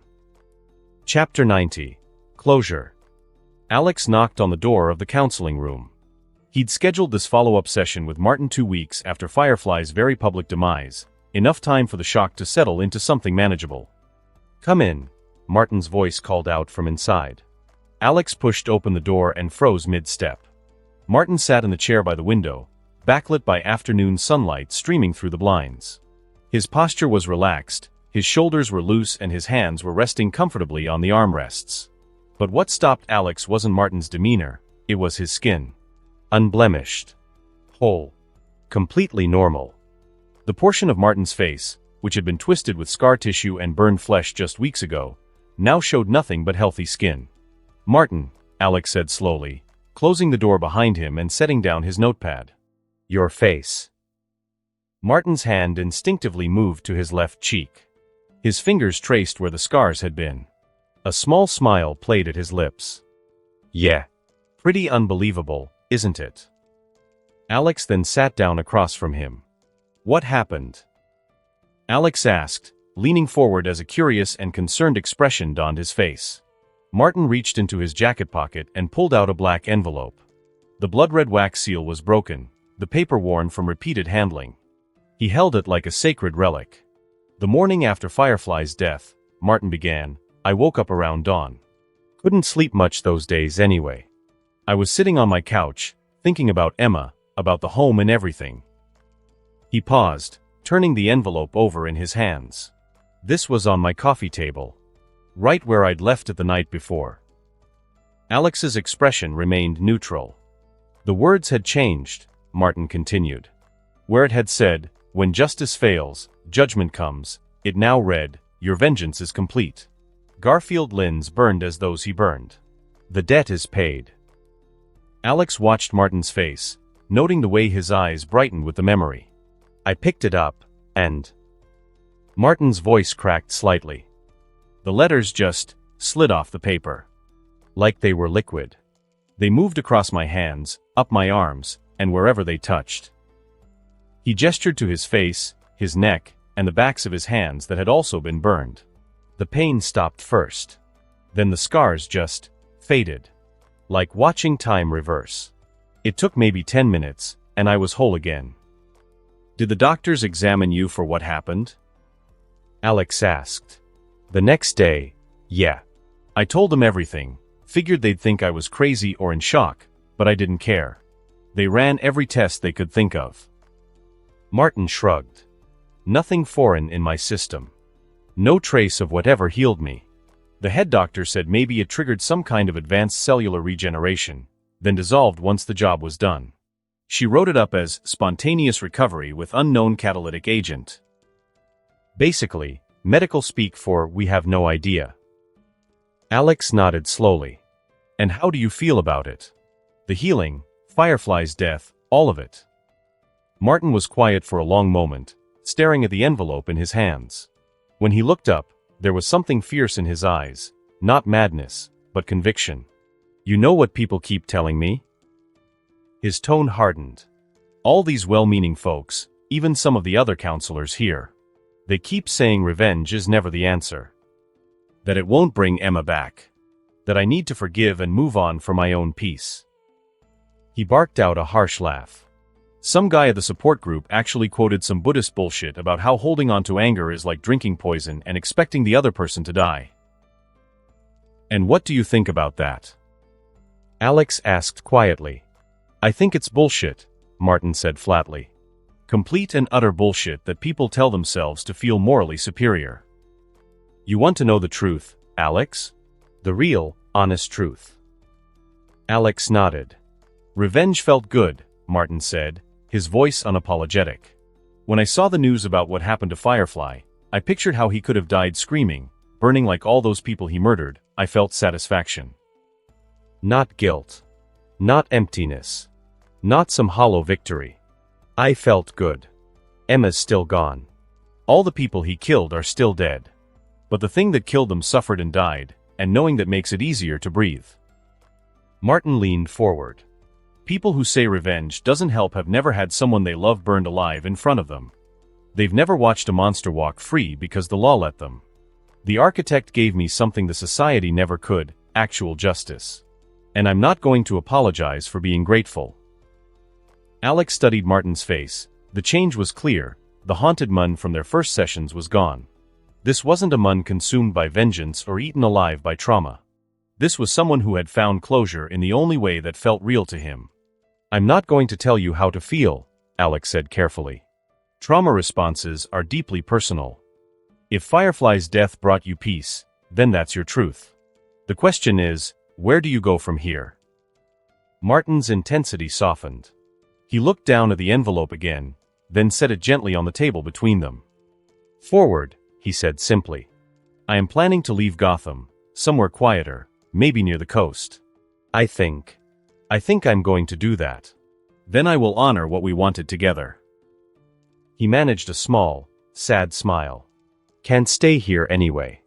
There are too many ghosts. Too many memories of fire. That sounds like a healthy choice, Alex said, and meant it. They talked for another 30 minutes, about Martin's plans, about how he was sleeping, and about the support systems he'd set up in his new location. The conversation was lighter than their previous sessions, like a weight had been lifted. As their time drew to a close, Martin stood and extended his hand. I want to thank you, Alex, Martin said. These sessions, they helped. Even when I couldn't see past the anger, you never judged me for it. You just listened. Alex shook his hand, noting the firm grip and the steady eye contact. That's what I'm here for. I'm glad you're finding your path forward. At the door, Martin paused. Can I ask you something? Just out of curiosity. Of course. The architect, Martin said. He healed me. Gave me my face back. My life back.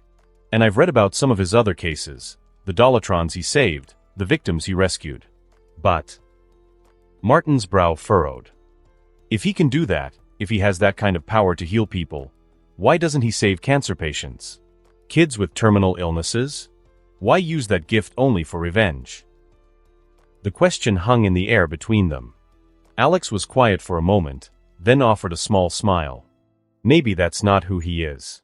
Maybe his purpose is more specific. Martin nodded slowly, as if that made a kind of sense. Yeah. I guess everyone has their lane, right? Anyway, thanks again, Alex. For everything. Take care of yourself, Martin. The door closed softly. Alex stood there for a moment, then gathered his notepad and walked out of the community center. The late afternoon sun cast long shadows across the Gotham streets as he made his way back to his apartment building. He climbed the 3 flights of stairs, unlocked his door, and stepped into the modest space he called home. The apartment was quiet and tidy. Alex set his suitcase down beside his desk and loosened his tie, letting out a long breath. Martin's question echoed in his mind. Why doesn't he save cancer patients? Kids with terminal illnesses. Alex moved to the bathroom, bracing his hands on the sink and looking at his reflection in the mirror. He combed his fingers back through his hair, his expression thoughtful. Maybe the architect isn't the saint everyone thinks he is, Alex murmured to his reflection. His eyes darkened, pupils dilating slightly as biomass shifted beneath his skin. The mirror showed only Alex Thorne staring back. But the architect lived in those shadows, patiently waiting for the next black envelope to be delivered. Unknown prison. The Joker sat cross-legged on his cell's thin mattress, a newspaper spread across his lap. His pale fingers traced the bold headline on the front page, Architect outsmarts Batman again. Firefly dies in brutal execution. For once, his grin faltered. Just a little. Architect, he said quietly, testing the word. Then louder, architect. His head tilted at an unnatural angle, his characteristic green hair falling across his white face. Architect. The newspaper crumpled in his fists. Around him, other inmates in neighboring cells pressed against their walls, sensing the shift in the air, that electric charge that preceded the Joker's special brand of chaos. Oh ho ho.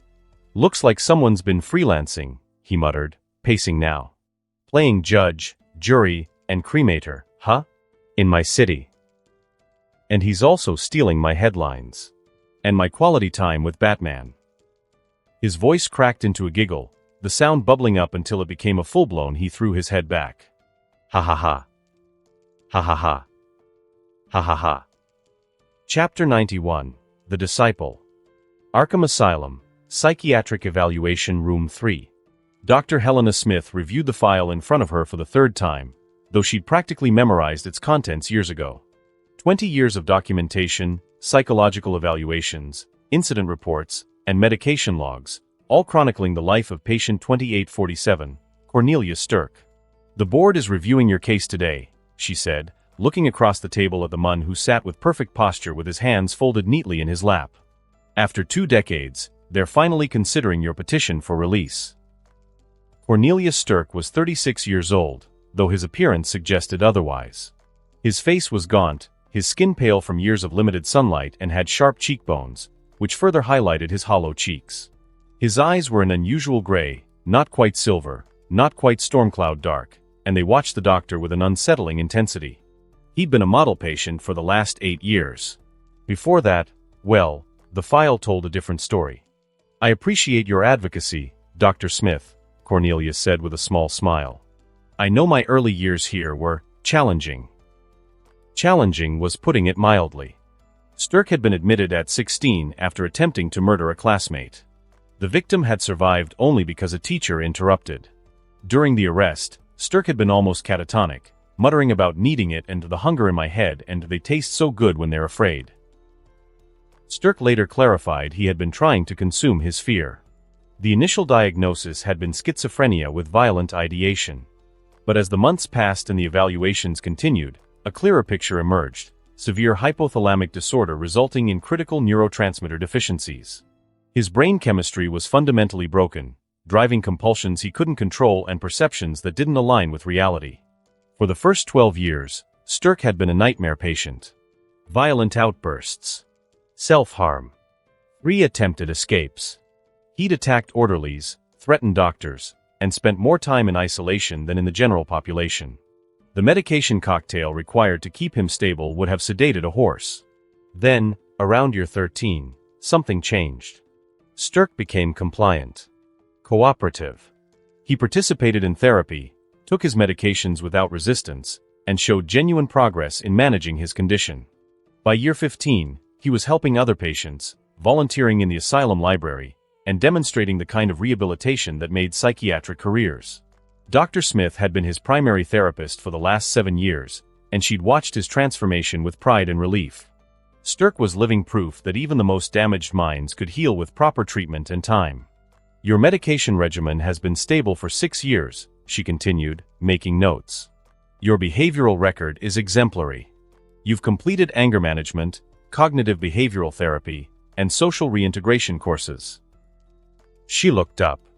The board would be hard-pressed to justify continuing further institutionalization based on current evidence. I'm grateful for everything Arkham has done for me, Cornelia said, and his sincerity seemed genuine. This place saved my life.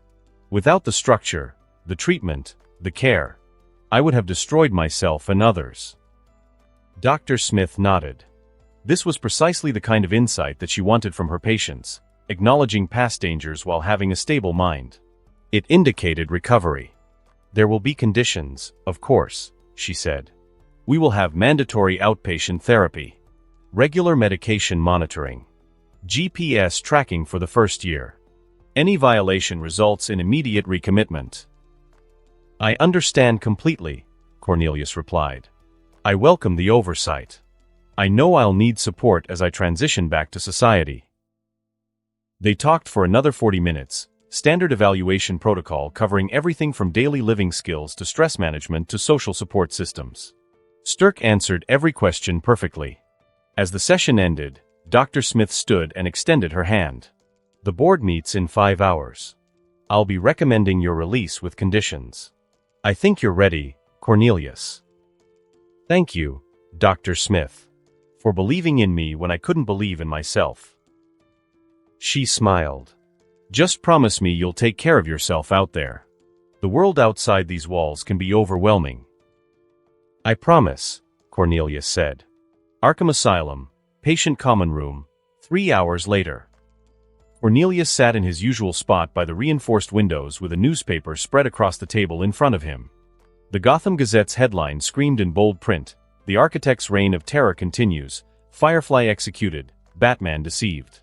Smaller headlines clustered beneath, "Vigilante Outsmarts Dark Knight Again, Federal Prison Massacre Linked to Architect's Infiltration, Citizens Divided, Hero or Monster?" But it was the editorial section that held Cornelius's attention. He'd read the piece 17 times since it was published 2 days ago, and each reading sent a warm flutter through his chest, a sensation he'd learned to recognize as excitement, though for most of his life, he'd been unable to properly identify emotions. The article was titled "The Philosophy of Perfect Justice, Understanding Gotham's Dark Savior." The architect operates on a principle that our legal system has forgotten. True justice requires balance. Not the blind balance of courtroom scales, but the visceral, mathematical balance of action and consequence.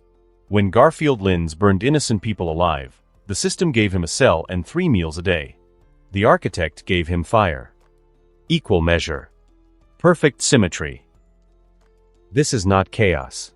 This is the opposite of chaos. It is order in its purest form. The order that predates laws and courtrooms, the fundamental human understanding that blood demands blood, that suffering must be answered with suffering. The architect doesn't kill indiscriminately. He doesn't target the merely corrupt or the petty criminal. He is a scalpel, not a bludgeon, removing only the cancers that our society refuses to excise. The architect is not a vigilante. He is an inevitability. He is what happens when justice fails so completely that the universe itself must correct the imbalance. He is consequence personified. And he is necessary. Cornelius's fingers trembled slightly as they traced the words. Consequence personified, he whispered. Yes. Yes, that's exactly right. For 20 years, Cornelius had struggled to understand his own nature, the hunger that lived in his hypothalamus, the compulsion that his broken brain chemistry created. The doctors called it pathology. The medications tried to suppress it. But reading about the architect, Cornelius finally understood. He wasn't sick. He was incomplete. The architect had found his purpose, to be the consequence that balanced the scales. And Cornelius could be part of that. He could serve that higher purpose. His gifts, the psi powers he'd spent years secretly developing and hiding, could be the architect's tools. The hunger that had driven him to nearly kill his classmate all those years ago wasn't just an act of random violence. It was misdirected purpose. He'd needed to feed on fear, yes, but not just any fear. It had to be meaningful. Purposeful. The fear of those who deserved to feel it. The order that predates laws, Cornelius murmured, reading the passage again. The fundamental human understanding. He'd been trying to be what the doctors wanted, a medicated, compliant, cured patient. But medication didn't cure him. It didn't address the fundamental truth of what he was. It just dulled everything and turned him into a shadow of himself. The architect didn't need medication to function. The architect embraced his nature and used it righteously. Cornelius carefully folded the newspaper and slipped it inside his jumpsuit, adding it to the collection he'd been building over the past 3 months. Every article about the architect. Every editorial. Every breathless news report. He'd memorized them all, studied the pattern, and understood the philosophy. The architect was alone in his work, a singular force of perfect justice. But even perfection could be elevated by devotion. By discipleship. Cornelius Sturck would be that disciple. The architect hunted guilty monsters. Cornelius would hunt everyone who'd ever caused fear, everyone who made others anxious or worried or scared. They were all guilty. They all deserved to feed his hunger. After all, Wasn't that what the architect was teaching? That natural urges, when properly directed, become justice? A young orderly walked past, and Cornelius's eyes tracked him. He could feel the anxiety radiating from the man, worried about money, about his sick mother, and about keeping his job. That anxiety affected everyone around him. It made them worried too. Contagious fear. He could cure that, Cornelius thought. Feed on it until the source was empty. Until the man couldn't spread fear anymore. That would be merciful. That would be balance. But first, he needed to leave Arkham. And thanks to 8 years of careful manipulation, combined with the subtle suggestions he'd been planting in the doctors' minds during every evaluation, that was finally about to happen. Arkham Asylum, Administrative Office, 4:47 p.m. The board's decision is unanimous, Director Thomas Wainwright announced, reading from the document in front of him. Patient 2847, Cornelius Stirk, is approved for conditional release effective immediately. Dr. Smith felt a surge of satisfaction. She'd fought hard for this, written extensive reports and presented evidence of Stirk's transformation. This was why she'd become a psychiatrist, to see broken people become whole. Conditions are as follows, Wainwright continued. Weekly outpatient therapy with Dr. Smith. Daily medication compliance is verified through check-ins with a monitoring service. GPS ankle bracelet for 12 months. Zero tolerance for any violations, any missed appointment, any medication lapse, or any concerning behavior results in immediate recommitment. He'll comply, Dr. Smith said confidently. Cornelius understands the stakes. I hope you're right, Helena, Wainwright said. 20 years is a long time to be institutionalized. The transition shock alone could trigger regression. That's why we have the safety measures in place, she countered. But I genuinely believe he's ready. He's worked harder at his recovery than any patient I've supervised. Wainwright nodded, though he still looked uncertain. Let's process his release. I want him out before the evening shift change, fewer patients around to complicate things. Arkham Asylum, Processing Room, 5:23 p.m. Cornelius stood patiently while the orderly removed his patient jumpsuit and handed him civilian clothes, dark jeans, a simple gray shirt, and a black jacket. The clothes had been donated by a patient reintegration charity and smelled faintly of detergent. Everything felt surreal. 20 years in the same institution, wearing the same uniform, following the same routines. And now, in a matter of minutes, he would walk through those gates as a free man. The orderly fitted the GPS ankle monitor, a bulky electronic bracelet that would track his every movement. Cornelius didn't mind. It was a small price for freedom, and besides, he'd learned ways to mask his presence when necessary. His psi abilities had grown far beyond what the doctors suspected. Medication, the attending nurse said, handing him a bottle of pills. 30-day supply. Refills require approval from Dr. Vasquez after your first outpatient session. Cornelius took the bottle, reading the label, neurotransmitter stabilizers, dopamine regulators, serotonin boosters. The chemical cocktail that had kept his hypothalamic disorder in check for years. Or so they believed. In truth, Cornelius had stopped taking the full doses 3 years ago, gradually weaning himself while using his psi powers to mask the symptoms. The hunger had returned, that deep, gnawing need that lived in his broken brain chemistry. But he'd learned to control it, to direct it, to make it purposeful rather than chaotic. The architect had shown him the way, even without knowing it. Thank you, Cornelius said, pocketing the bottle.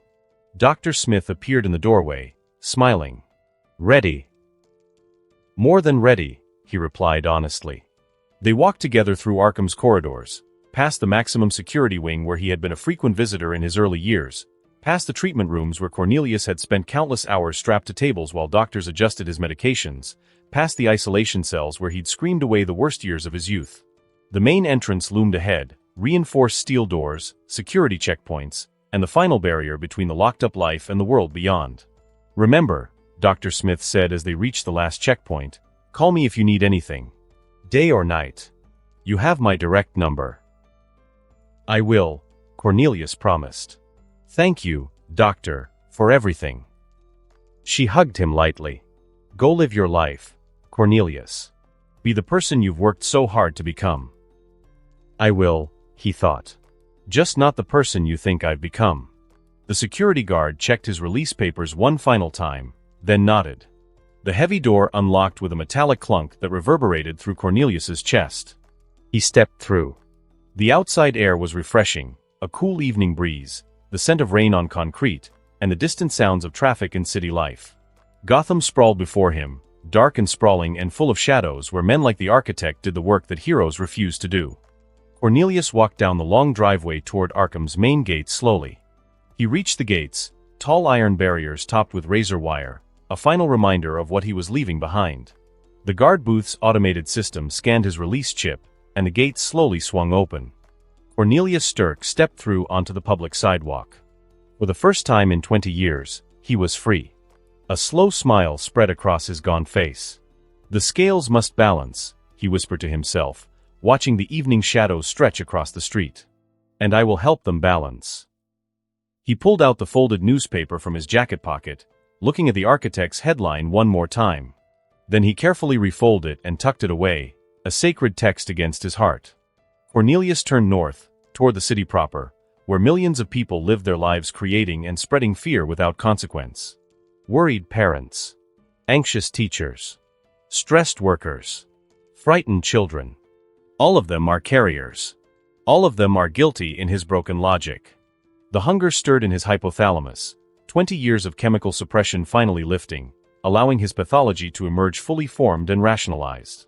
He wouldn't hunt randomly anymore. He wouldn't attack out of pure compulsion like he had at 16. No, this time he had philosophy. This time he had purpose. This time he would feed in the architect's name, convinced he was serving the same justice, blind to how thoroughly his broken mind had corrupted the message into something monstrous. The gates of Arkham clanged shut behind him with a note of finality, and Cornelius Stirk walked into the Gotham night. Chapter 91. First Sermon. Gotham City, the Bowery District. Cornelius Stirk sat in the narrow alley between a boarded-up pawn shop and an old apartment building, his back against cold brick, watching the evening foot traffic pass by. The alley smelled of rotting garbage and old urine, the perfume of Gotham's forgotten spaces. He had nothing. No money in his pockets. No family waiting to welcome him home. No friends from before his institutionalization. They'd all moved on, aged, forgotten the strange boy who tried to kill his classmate in high school. All he had were his clothes, his medication bottle, full of pills he'd never swallow, the GPS monitor around his ankle, and his powers. His beautiful, terrible powers. Cornelius closed his eyes and felt outward with his mind that peculiar sense that had awakened during his first years in Arkham. The doctors had dismissed it as a manifestation of his psychosis. But it was so much more than that. His hypothalamic disorder had rewired his brain in ways the psychiatrists couldn't fully understand. The neurotransmitter deficiencies didn't just create hunger, they created connection. Psychic connection. He could reach into the fear centers of other people's brains and make them see things, feel things, believe things. The mechanism was elegant. His damaged hypothalamus produced unusual electromagnetic patterns that interfaced with others' neural activity, specifically targeting the amygdala, the brain's fear center. Once connected, he could inject hallucinations directly into their perception. Make them see him as anyone they trusted. Make them see their worst nightmares made flesh. Cornelius pulled out the newspaper clipping, now worn soft from repeated handling. The editorial is about the architect's philosophy. He read it again, his gray eyes moving across familiar words that his fractured mind continued to reinterpret. The architect doesn't kill indiscriminately. He is a scalpel, removing only the cancers that our society refuses to excise. Yes, Cornelius whispered to himself. A scalpel. Precise. Purposeful. His fingers traced the words as his internal monologue spiraled. The architect feeds on the guilty. He consumes them, absorbs their memories, their biomass, and their very essence. That's what certain leaked articles implied when they described how he learned everything about Torino's organization. And when he's done, the guilty are gone. Removed. The cancer was excised. I feed too. I need to feed. My hypothalamus demands it. So if the architect can feed righteously, so can I. Cornelius's breathing quickened slightly as the logic, twisted and wrong but perfectly sensible to his broken mind, solidified. The architect feeds on the obviously guilty. The rapists. The murderers. The monsters. He's taught Gotham that predators can also be prey. But fear itself is a predator. Fear spreads, infects, destroys. Those who create fear in others, even small fears, even everyday fears, they're guilty too. They're spreading the disease, making the world more afraid, more anxious, and more broken. That's a cancer too. A quieter cancer, but still a cancer. And if the architect removes obvious cancers, then I can remove the subtle ones. The fear spreaders. The anxiety creators. Those who make others feel small and frightened. His grip tightened on the newspaper. When I feed on their fear, I'm curing them. Taking away their ability to spread more fear. That's balance. That's justice. The architect would understand. He must understand. Why else would his philosophy resonate so deeply with my nature? Why else would reading about his work make everything finally make sense? I'm not sick. I'm not broken. I'm a tool of balance, just like him. I just have a different kind of cancer to remove. Cornelius carefully refolded the clipping and returned it to his pocket, right over his heart. His gray eyes refocused on the street beyond the alley, watching the people pass, each one radiating their own frequencies of anxiety, stress, and fear. There is so much fear in this city. So much work to be done. A flicker of movement caught his attention. A man and a small boy, maybe 6 or 7 years old, walking past the alley's entrance. The child was in full meltdown mode, crying, whining, his small voice rising in pitch with each denied demand. I want it. I want it. You promised.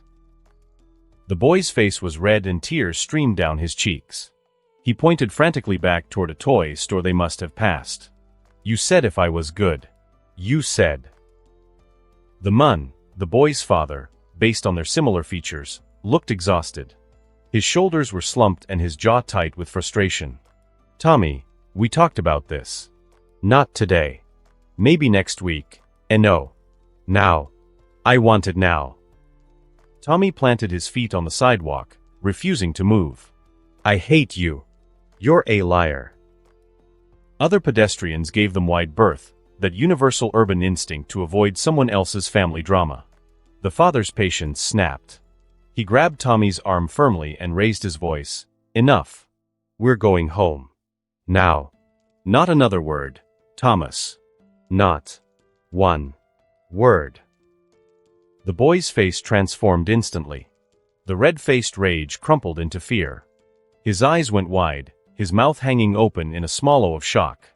The tears changed from angry to frightened in a heartbeat. I'm sorry, Tommy whispered, his voice suddenly small and meek. I'm sorry, Daddy. I'll be good. I promise I'll be good. The father's expression immediately softened with guilt flashing across his features. It's okay, buddy. Just, let's go home, all right? We'll talk about it later. Tommy nodded rapidly, obediently taking his father's hand. They continued down the street. The child was now silent and compliant, practically pressed against his father's leg. A normal scene. A tired parent reaching his limit. A misbehaving child learning boundaries. The kind of minor conflict that played out thousands of times a day across the city. But Cornelius Sturck's broken mind saw something else entirely. His eyes tracked the pair as they walked away, and his thoughts spiraled. The child was expressing himself. Being loud, yes, but he was also being honest. And the father crushed that. He used his big size, his authority, and his power to make the child afraid. Did you see the fear in that boy's eyes? Real fear. Primal fear of the one person who should make him feel safe. The logic chain built itself, each link perfectly reasonable to Sturck's fractured reasoning. That fear doesn't just disappear. It stays. What if it burrows into the child's brain? It will change how he thinks, how he responds, and who he becomes. That boy will remember this. He will remember that expressing himself leads to fear. That authority figures are to be feared. That the world is a frightening place where you must be small and quiet to be safe. He'll grow up afraid. Anxious. And he'll pass that fear to his own children someday. The father just infected his son with fear. Deliberately. That's guilt. That's a crime. A crime against the balance. Cornelius's hypothalamus sent hunger signals through his neural pathways. His pupils dilated slightly as he focused on the father and son, now about half a block away. The father spread fear. The father is guilty. The father deserves to feel fear in the same way. And the boy needs to be cured of the fear before it takes root. Before it spreads further inside him. This is what the architect would do. He'd see the crime. He'd recognize the imbalance. He'd correct it. He'd feed. Cornelius stood up slowly. His gray eyes never left the father and son as they continued down the increasingly empty street, heading toward the older residential district where foot traffic thinned after dark. For the architect, Cornelius whispered to himself. For balance. For justice. He emerged from the alley and began to follow. His sense reached out, gently probing the edges of both minds. The father's psyche was tired and guilty and worried about money and work and being a good parent. The boy's mind was simpler, still frightened. Perfect, Cornelius thought. Both are already afraid. They are already contributing to the cycle. Both guilty in their own ways. He maintained a careful distance, not close enough to alarm but close enough to keep them in range of his powers. The GPS monitor around his ankle felt suddenly insignificant. What did it matter if they tracked him to this location? He was just taking a walk. Just a freeman exploring his city. The father and son turned down a side street, away from the main commercial area. The buildings here were much older and more rundown. Fewer people. Fewer witnesses. Opportunities, Cornelius thought. The city provides opportunities for those willing to see them. 3 blocks later, as the sun fully set, the father and son walked past another narrow alley, this one barely wide enough for 2 people to stand side by side, leading back to what looked like a small courtyard behind the buildings. Cornelius smiled. He quickened his pace, timing his approach perfectly. "Excuse me," he called out, his voice friendly and warm. The father turned, instinctively pulling Tommy slightly behind him, that protective parent instinct. But when he looked at Cornelius, his expression relaxed. Because Cornelius wasn't showing him Cornelius Stirk, gaunt and pale and strange. Through his psychic projection, the father saw his wife, Millie. Cornelius pulled a name from the surface thoughts, wearing her favorite blue jacket and smiling with that familiar warmth. "Millie," the father said, confused. "What are you doing here?" "I thought you were working late, change of plans," Cornelius said. "I got off early and thought I'd surprise you guys. Were you heading home?" Tommy peeked out from behind his father's leg, and Cornelius extended the illusion to him as well. The boy saw his mother, safe and familiar, and his frightened expression melted into relief. "Mommy," Tommy said, reaching out. "Hey, sweetheart," Cornelius said, crouching to the boy's level. "Were you good for Daddy today?" The father, Michael, Cornelius plucked the name from his thoughts, ran a hand through his hair, embarrassed. "We had a little moment outside the toy store. I might have been too harsh. These things happen," Cornelius said soothingly, standing and gesturing down the alley. "Hey, I parked just back here in the courtyard. The street parking was terrible. Come on, let's all go home together." Michael looked where Cornelius pointed, into the narrow alley leading to the courtyard. "You drove? I thought you were taking the bus from work. Boss let me borrow his car," Cornelius said smoothly. "Lucky break. Come on, I'm in the blue sedan back there." It was perfectly natural. Perfectly believable. A family reuniting, a mother offering a ride home, everyone moving together into the shadowed space between buildings. They walked into the alley, Cornelius leading the way while maintaining the illusion. The walls closed in on either side, and the sounds of the street faded behind them. "I don't see a car," Michael said, confusion creeping into his voice as they reached the empty courtyard. "Oh, sweetie," Cornelius said, still in Emily's voice, turning to Tommy with a warm smile. "Why don't you go sit on that bench over there for a minute? Mommy and Daddy need to talk about something real quick, okay?" Tommy looked uncertain, glancing between his mother and his father.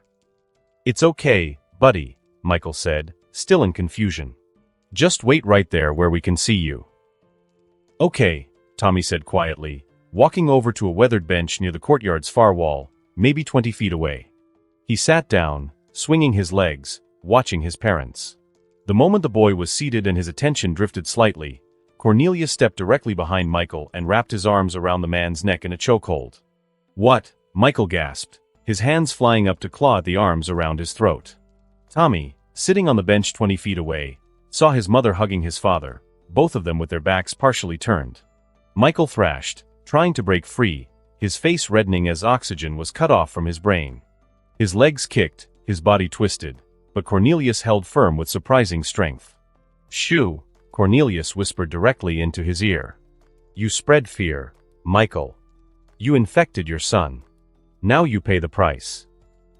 Michael's struggles weakened. His hands dropped from Cornelius's arms with his fingers twitching. His knees then buckled. Cornelius held on for another 10 seconds, only releasing when he felt that particular limpness when Michael's consciousness faded. He lowered the unconscious Mun to the ground carefully, arranging him against the alley wall where Tommy couldn't see clearly from his angle on the bench. Cornelius straightened, breathing only slightly harder from the exertion. His gray eyes gleamed with satisfaction and hunger. He looked toward Tommy, still sitting obediently on the bench, and waved goodbye. Warning, 18+ elements ahead. Chapter 93. The Hunger. Gotham City Police Department. Tommy sat in the child-friendly interview room, his feet swinging just above the floor. His mother, Millie, sat beside him, one hand gripping his shoulder protectively while the other twisted a tissue into shreds. A detective sat across from them with her notepad open. "Tommy," she asked gently, "can you tell me again what happened after you and Daddy left the toy store?" Tommy's eyes were red from crying, but he'd calmed down enough to talk. He nodded, sniffling. "Daddy got mad 'cause I was being bad. I wanted the robot toy and he said no and I yelled, and he yelled back real loud." Millie squeezed his shoulder.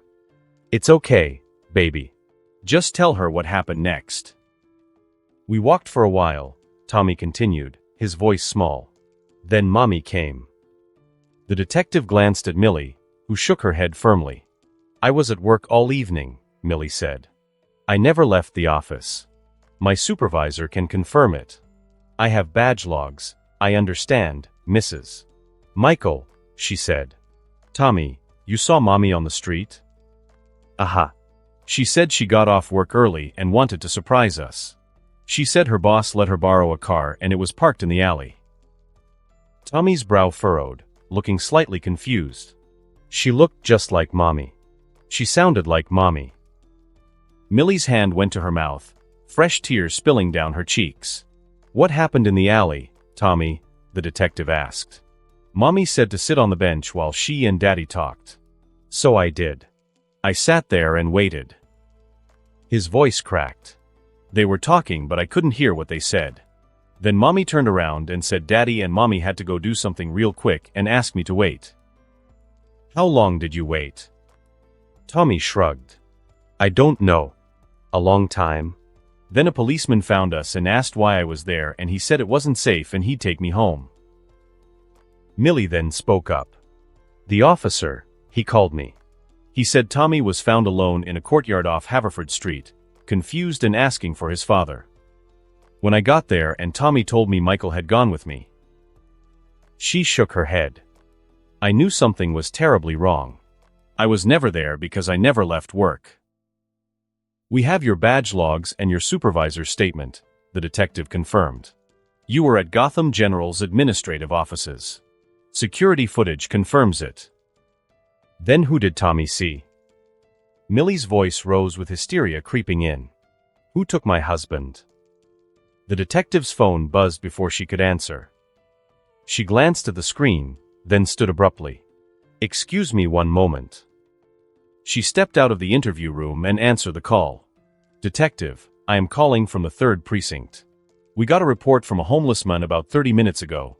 Found a body in an abandoned warehouse off Haverford, about 4 blocks from where the kid was found. White male, mid-30s, matches the description of your missing person, Michael. Status: dead. Looks like he's been there maybe an hour and a half tops. You need to see this scene. It's not normal. The medical examiner's already on site. The body, something's wrong with it. I'm on my way." The detective ended the call and stood there for a moment, gathering herself. Through the interview room's window, she could see Millie holding Tommy, both of them waiting for news that Michael would be found safe. She'd have to tell them soon. But first, she needed to see the scene. 5 hours earlier, abandoned warehouse. Michael woke to darkness and the smell of garbage. His head pounded, his throat ached, and for several confused seconds, he couldn't remember where he was or how he'd gotten there. Then the memories crashed back. The alley, his wife, arms around his throat, choking, darkness. He tried to move and couldn't. His wrists were bound behind him to what felt like a chair. His ankles were tied to the chair legs. A gag had been stuffed in his mouth. Panic surged through him. He thrashed against the bindings, but they held firm. "You're awake. Good." Michael's head snapped up. In the darkness ahead, candles began to flicker to life one by one. There were dozens of them, arranged in a circle around where Michael was bound. And in the candlelight, Michael saw his wife. Millie stood about 10 feet away, watching him with an expression of concern. "Michael," she said softly. "Are you okay? You passed out." Relief flooded through him despite the restraints. Millie was here. Millie would help. This was some kind of mistake, some terrible. It was then her face began to change.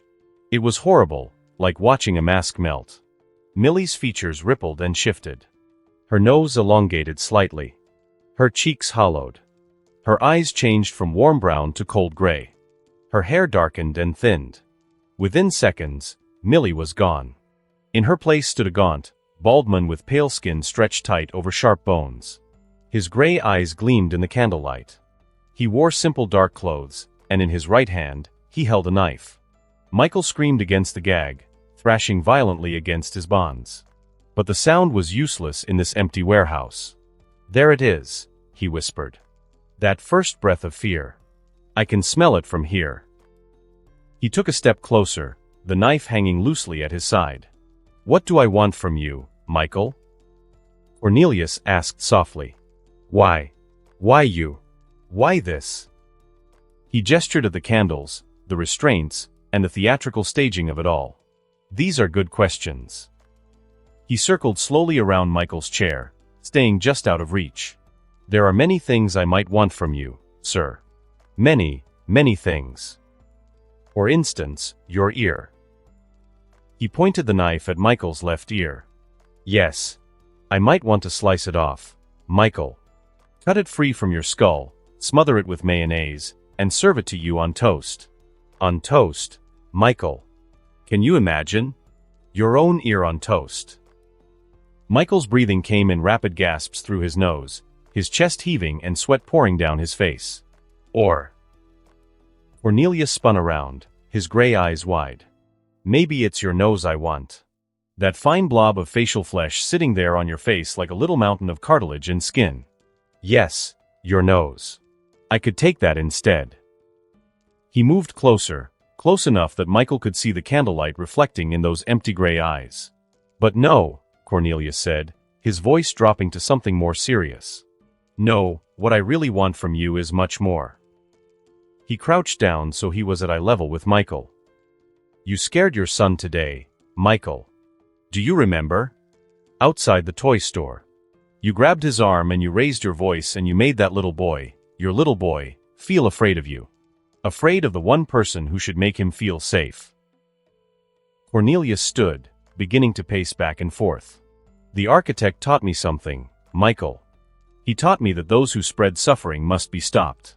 That balance demands it. That justice requires it." His voice was fervent like a mad believer. "He hunts the obvious monsters in the society like the rapists or the murderers or the sadists. But I see deeper. I see smaller ones. The fear spreaders. The people like you who infect their children with anxiety and terror. You created fear in your son," Cornelius continued, his knife tapping against his leg as he spoke. "And that fear will grow inside him like a tumor. He'll become an anxious adult. A frightened father. And he'll pass that fear to his children. The cycle continues. Generation after generation, spreading fear like a disease." He stopped pacing and faced Michael directly. "But I can break the cycle, Michael. I can cure your son by removing the source of his infection. By removing you. Your death will free him from fear. No more scary daddy. No more source of trauma. He'll grieve, yes, but grief is clean. Fear is poison, Michael shook his head frantically, tears streaking down his face. "And here's the beautiful part," Cornelius whispered, stepping closer with the knife. "When I remove you from the world, I get to feed." The knife touched Michael's chest, right over his heart. "Your fear, Michael. Your pure, unadulterated terror. This is what I truly want. This is what will fuel my psychic powers to remove others like you. Don't you see? It's a cycle. A perfect, wonderful cycle. You create fear, so I harvest your fear to give me strength to stop others from creating fear. Balance. Justice. Purpose." Cornelius's free hand pressed against Michael's chest, feeling the racing heartbeat beneath. "The gibbering horror that courses up from the depths of your being," he breathed. "The chemical chill that turns your blood into raging fire. The moment when your mind breaks and all that's left is the animal understanding that death is here, death is now, and death is inevitable." His pupils dilated as he felt Michael's terror. "Your fear, sir, is what I want. And oh, Michael, you have so much to give." The knife pressed deeper, breaking skin. Michael's scream was muffled, but the terror in his eyes was absolute, consuming, total, and Cornelius drank it in like wine. The blade slid between ribs expertly. The knife found the space between the fourth and fifth ribs, angling upward toward the heart. Michael's body convulsed. Blood poured from the wound and his eyes were wide, so wide with nothing but terror. Cornelius withdrew the knife and plunged his hand into the wound. His fingers found the frantically beating heart and felt it spasming against his palm. With a twist and a pull, feeling the vessel's tear, he extracted it. Michael's body shuddered once, twice, then went still. His eyes remained open, then fixed on nothing. Cornelius stood there, holding the heart in his blood-soaked hand, feeling the last tremors of life fade from the tissue. His face was serene.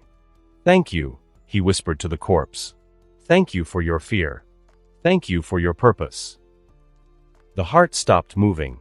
Cornelius then wiped it carefully with a rag. Then, almost tenderly, he bit into it. Blood ran down his chin. His eyes closed, a soft hum slipping from his throat. It was raw and metallic and perfect. When he finished, he wiped his mouth on his sleeve, leaving a smear of red. He then looked at the body again, where the expression of terror was frozen forever.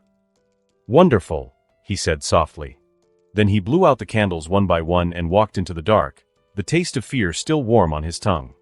For the architect. For justice. For balance. Chapter 94. Suspects. Commissioner James Gordon stood at the edge of the crime scene, his trench coat pulled tight against the chill air. The warehouse was medium-sized, lined with waste and full of dust except for a portion. But it was the candles that caught his attention first. Dozens of them, arranged in a perfect circle around where the body had been found. Most were burned down to stubs, their wax pooled on the floor. A few had been blown out, recently, based on the wisps of smoke still visible when the first responders arrived. Everything about the crime scene screamed ritual. Gordon's jaw tightened as he approached the center of the scene, where CSI techs were photographing and documenting every angle. The body bag was already zipped, ready for transport, but Gordon had seen the photos. Had seen what was left of Michael. His chest cavity was opened. And his heart was missing. His face was frozen in an expression of pure terror. And there, on the wall behind where the body had been positioned, written in blood that was still tacky when they'd arrived, "For justice." The letters were crude, like someone wrote them using their finger. The message wasn't long, but it didn't need to be. "Commissioner." A detective approached. "The medical examiner is ready to transport." "Any physical evidence?" Gordon asked, not taking his eyes off the blood-written message. "Candle wax, footprints, some trace fibers. CSI is still processing. No obvious DNA so far, but the blood on the wall matches the victim." "Sir, there's something else. About the victim's son." Gordon turned to face her. "What about him?" "Tommy the kid, he was found 4 blocks from here, alone in a courtyard, waiting for his father. When we interviewed him, he said his father went with his mother, but the mother was at work the entire time. Security footage and multiple witnesses confirm it." The boy described someone who looked exactly like his mother and sounded exactly like her, who led them into an alley, and then the father disappeared. Gordon had a bad feeling. Shape-shifting. Or hallucination. Maybe some kind of mental manipulation. The detective looked back at the message on the wall. "Commissioner, do you think, could this be the architect?" Gordon was quiet for a long moment, studying the scene. The candles. The open chest. The missing heart. The message was written in blood. "What's the victim's background?" he asked instead of answering. The detective consulted her notes. Michael, 34, systems analyst at Wayne Tech. No criminal record, not even a parking ticket. Married, 1 child, lives in the Bowery district. By all accounts, a normal guy. Good employee, good neighbor, good father. Good father, Gordon repeated softly, thinking of the architect's previous targets. Rapists, mobs, psychos, corrupts. Every single target had been a monster. Verifiable, documented evil. But the victim here, Michael, was just an ordinary IT analyst with no criminal history. "This doesn't fit his MO, Gordon said finally. So far, he had targeted only specific types of criminals. He gestured at the scene. "This is different. The staging, the ritualistic elements, the victim profile, it's all wrong." "You think it's a copycat?" "I think someone wants us to think it's the architect. Maybe it's someone who had a vendetta against Michael and made use of architect's recent chaos." Gordon pulled out his phone and took a photo of the blood message. But whoever did this doesn't understand what drives him. "So what do we do?" "Send the body to Dr. Tompkins for autopsy. I want a complete workup, talk screen, tissue analysis, everything. And get me a list of everyone released from Arkham and Blackgate in the last month." Gordon looked at the blown-out candles one more time. Whoever did this wanted to create a spectacle. That's ego, not justice. And ego makes people sloppy.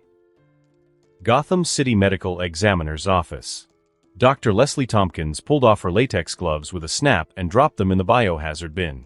Behind her, Michael's body lay on the examination table with a standard Y incision on his flesh for autopsy. Gordon stood by the observation window, his arms crossed, waiting for the results. "Well," he asked. "Cause of death is pretty straightforward. Catastrophic cardiac trauma.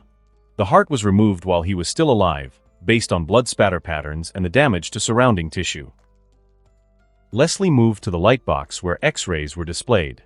"But the method is what's interesting. This wasn't hacked out. The incision between the ribs was precise using a sharp instrument, maybe a knife. Whoever did this knew his stuff about the human body." "Why do you say that?" "The killer knew exactly where to cut to access the heart with minimal interference from bone structure." Leslie pulled up another screen showing microscopy images. "But here's what's really disturbing." She pointed to a series of graphs and numbers that meant nothing to Gordon. "These are hormone levels from the victim's blood. Specifically, stress hormones, ACTH, cortisol, norepinephrine, and adrenaline." Leslie's expression was troubled. "Jim, I've been doing this for 20 years. But I have never seen anything like this." "Like what?" "This amount of ACTH and norepinephrine in his blood? The concentrations are off the charts. The poor man must have been absolutely terrified just before death. Not just scared, I mean primal, overwhelming, system-flooding terror. His body was in full fight or flight response, every fear receptor firing at maximum capacity."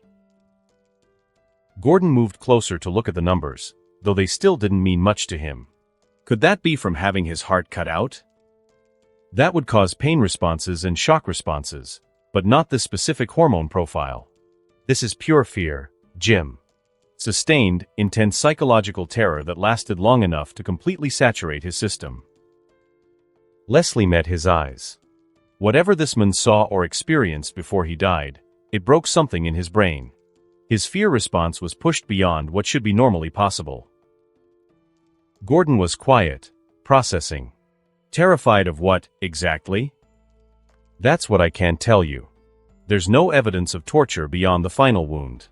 No signs of prolonged physical abuse. No drugs in his system that would cause hallucinations or paranoia. Leslie pulled up another image, a close-up of Michael's face. Even in death, his expression showed traces of that final terror. Whatever frightened him this badly, it was psychological. Something he saw, or thought he saw. Something that made him more afraid than a human being should be capable of being. Gordon stared at the dead man's face, thinking about Tommy's description. His mother, who wasn't his mother. The figure who could make a child see his own parent in a stranger's face. Someone who can make people see things, Gordon said softly. Someone who can manipulate perception. Make you see your worst fears. Alex Thorne's apartment. Alex sat at his desk, the laptop screen casting blue light across his face in the darkened room. Around him, papers were spread out, printouts of the crime scene photos, the medical examiner's preliminary report that he'd acquired through careful infiltration of the GCPD database, and news articles about the murder. The photo of the blood message was particularly interesting, for justice. Alex's fingers drummed on the desk as he studied it. This was crude mimicry. Someone trying to copy his methods without understanding them. The victim bothered him too. He'd already run a complete background check on Michael. Systems analyst. No criminal record. No connections to organized crime or corruption. No evidence of abuse, violence, or exploitation. That wasn't anything worth killing him for. Certainly not justice. Alex pulled up another window, a list he'd compiled from public records and carefully hacked institutional databases.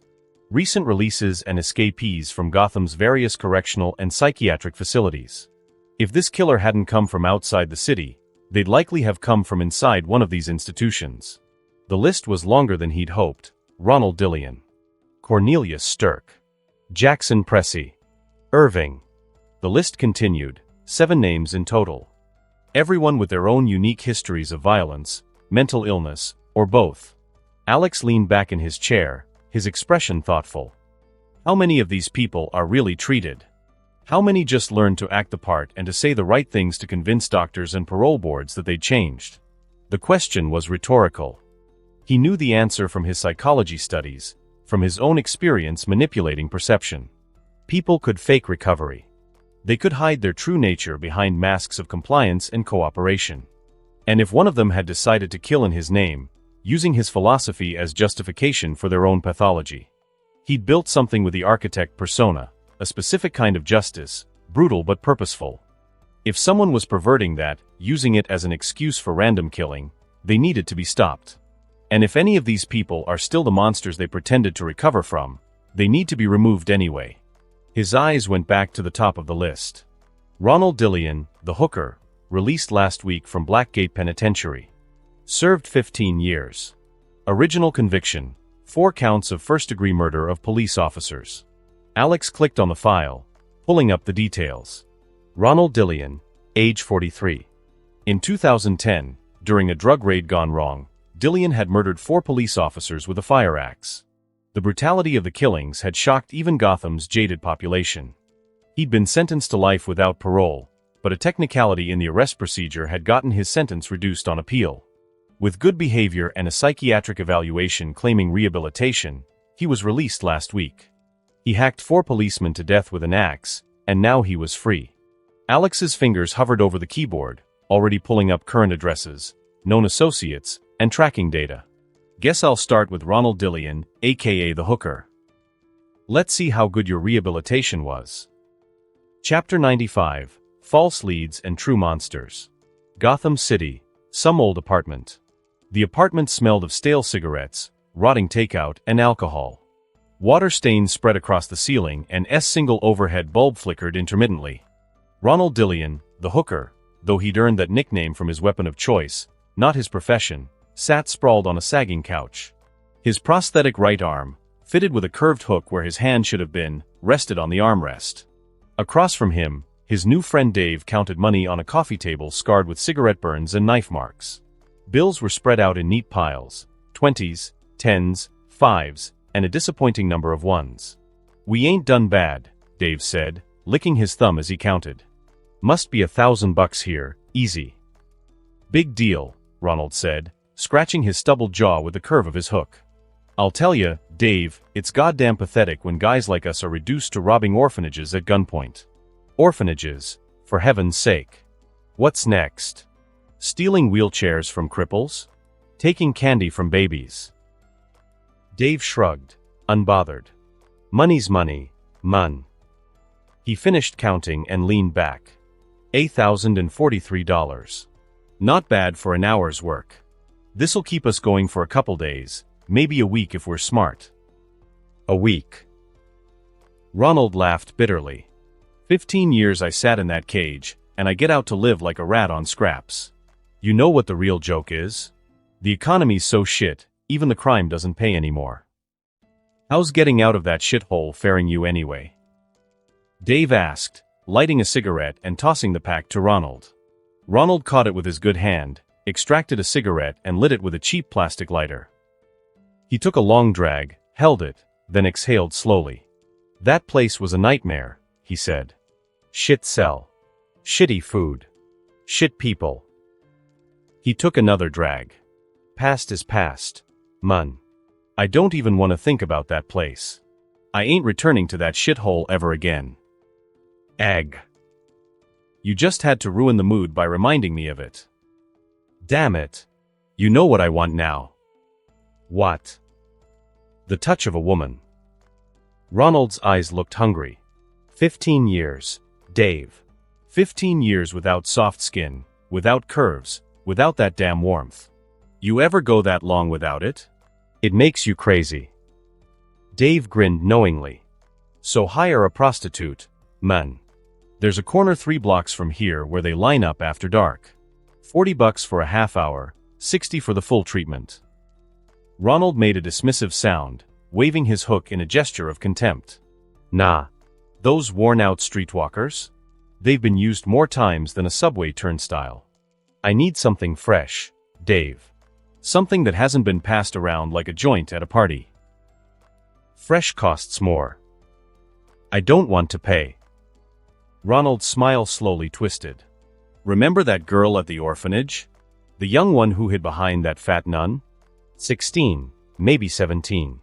She had that scared look in her eyes when I pointed the gun at her. All that fear and innocence. He leaned forward. Now that's what I need now. Fresh meat. Dave's expression shifted. Ron, man, we just got out. You start doing that kind of thing, they'll throw you back in so fast, only if they catch me. Ronald stood, stretching, his hook catching the flickering light. And also, I'm much smarter now. I will be more careful. I know what a knock at the door. Both men froze. You expecting someone? Dave whispered. Hell no. Ronald moved toward the door, his hook hand behind his back. Who knows we're here? Another knock. Ronald approached the door carefully, standing to the side rather than directly in front of it. Who is it? No answer. I said, who the hell is it? Silence. Ronald glanced back at Dave, who had his hand on a pistol tucked in his waistband. Dave nodded, ready. Ronald unlocked the door and pulled it open, his hook hand raised defensively. A figure stood in the dim hallway. Average height. Black clothing. Face hidden in shadows. What do you want, boy?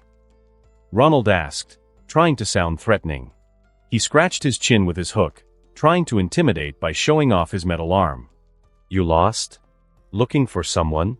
Because if you're trying to sell something, I ain't buying. The figure said nothing. Just stood there like a statue. Ronald. Dave called from behind. Who is it?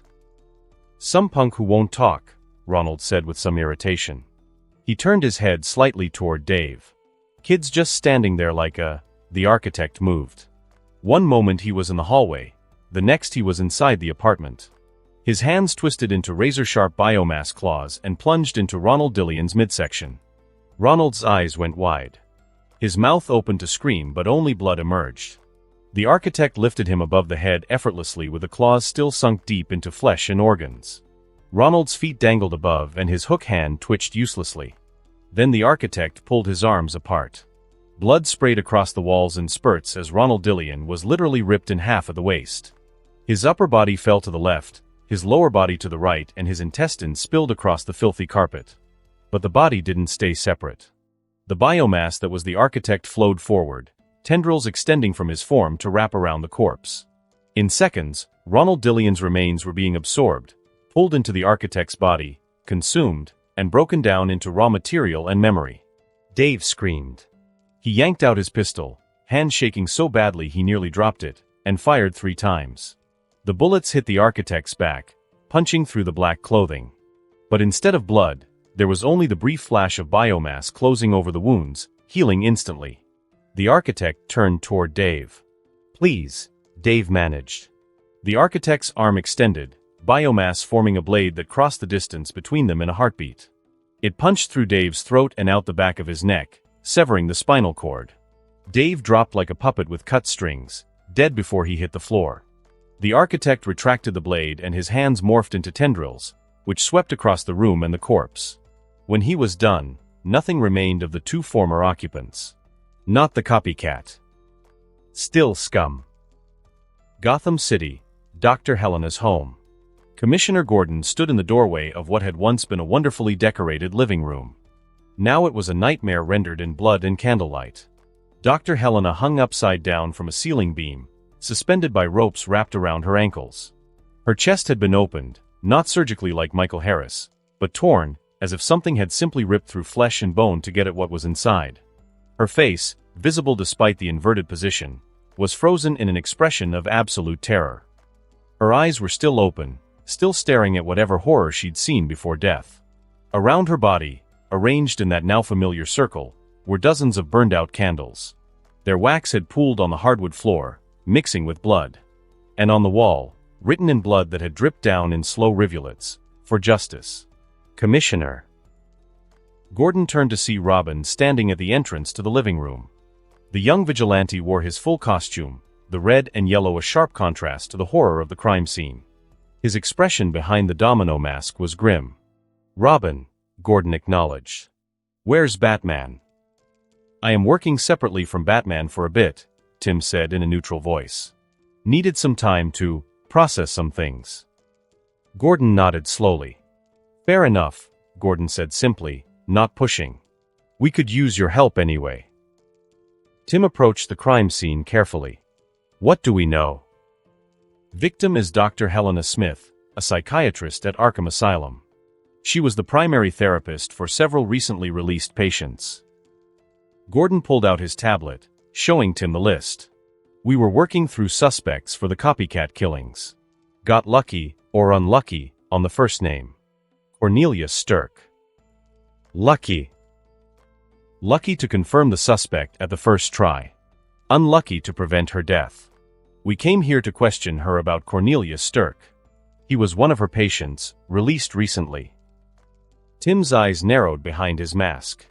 And we found this instead." Gordon pointed to an evidence bag on a nearby table. Inside was a GPS ankle monitor, the kind used for tracking parolees and released mental patients. "Stirk's tracker. Found it right next to the body. He cut it off and left it next to the body. So Stirk is your copycat. Ironic, isn't it? Released a few days ago after 20 years in Arkham.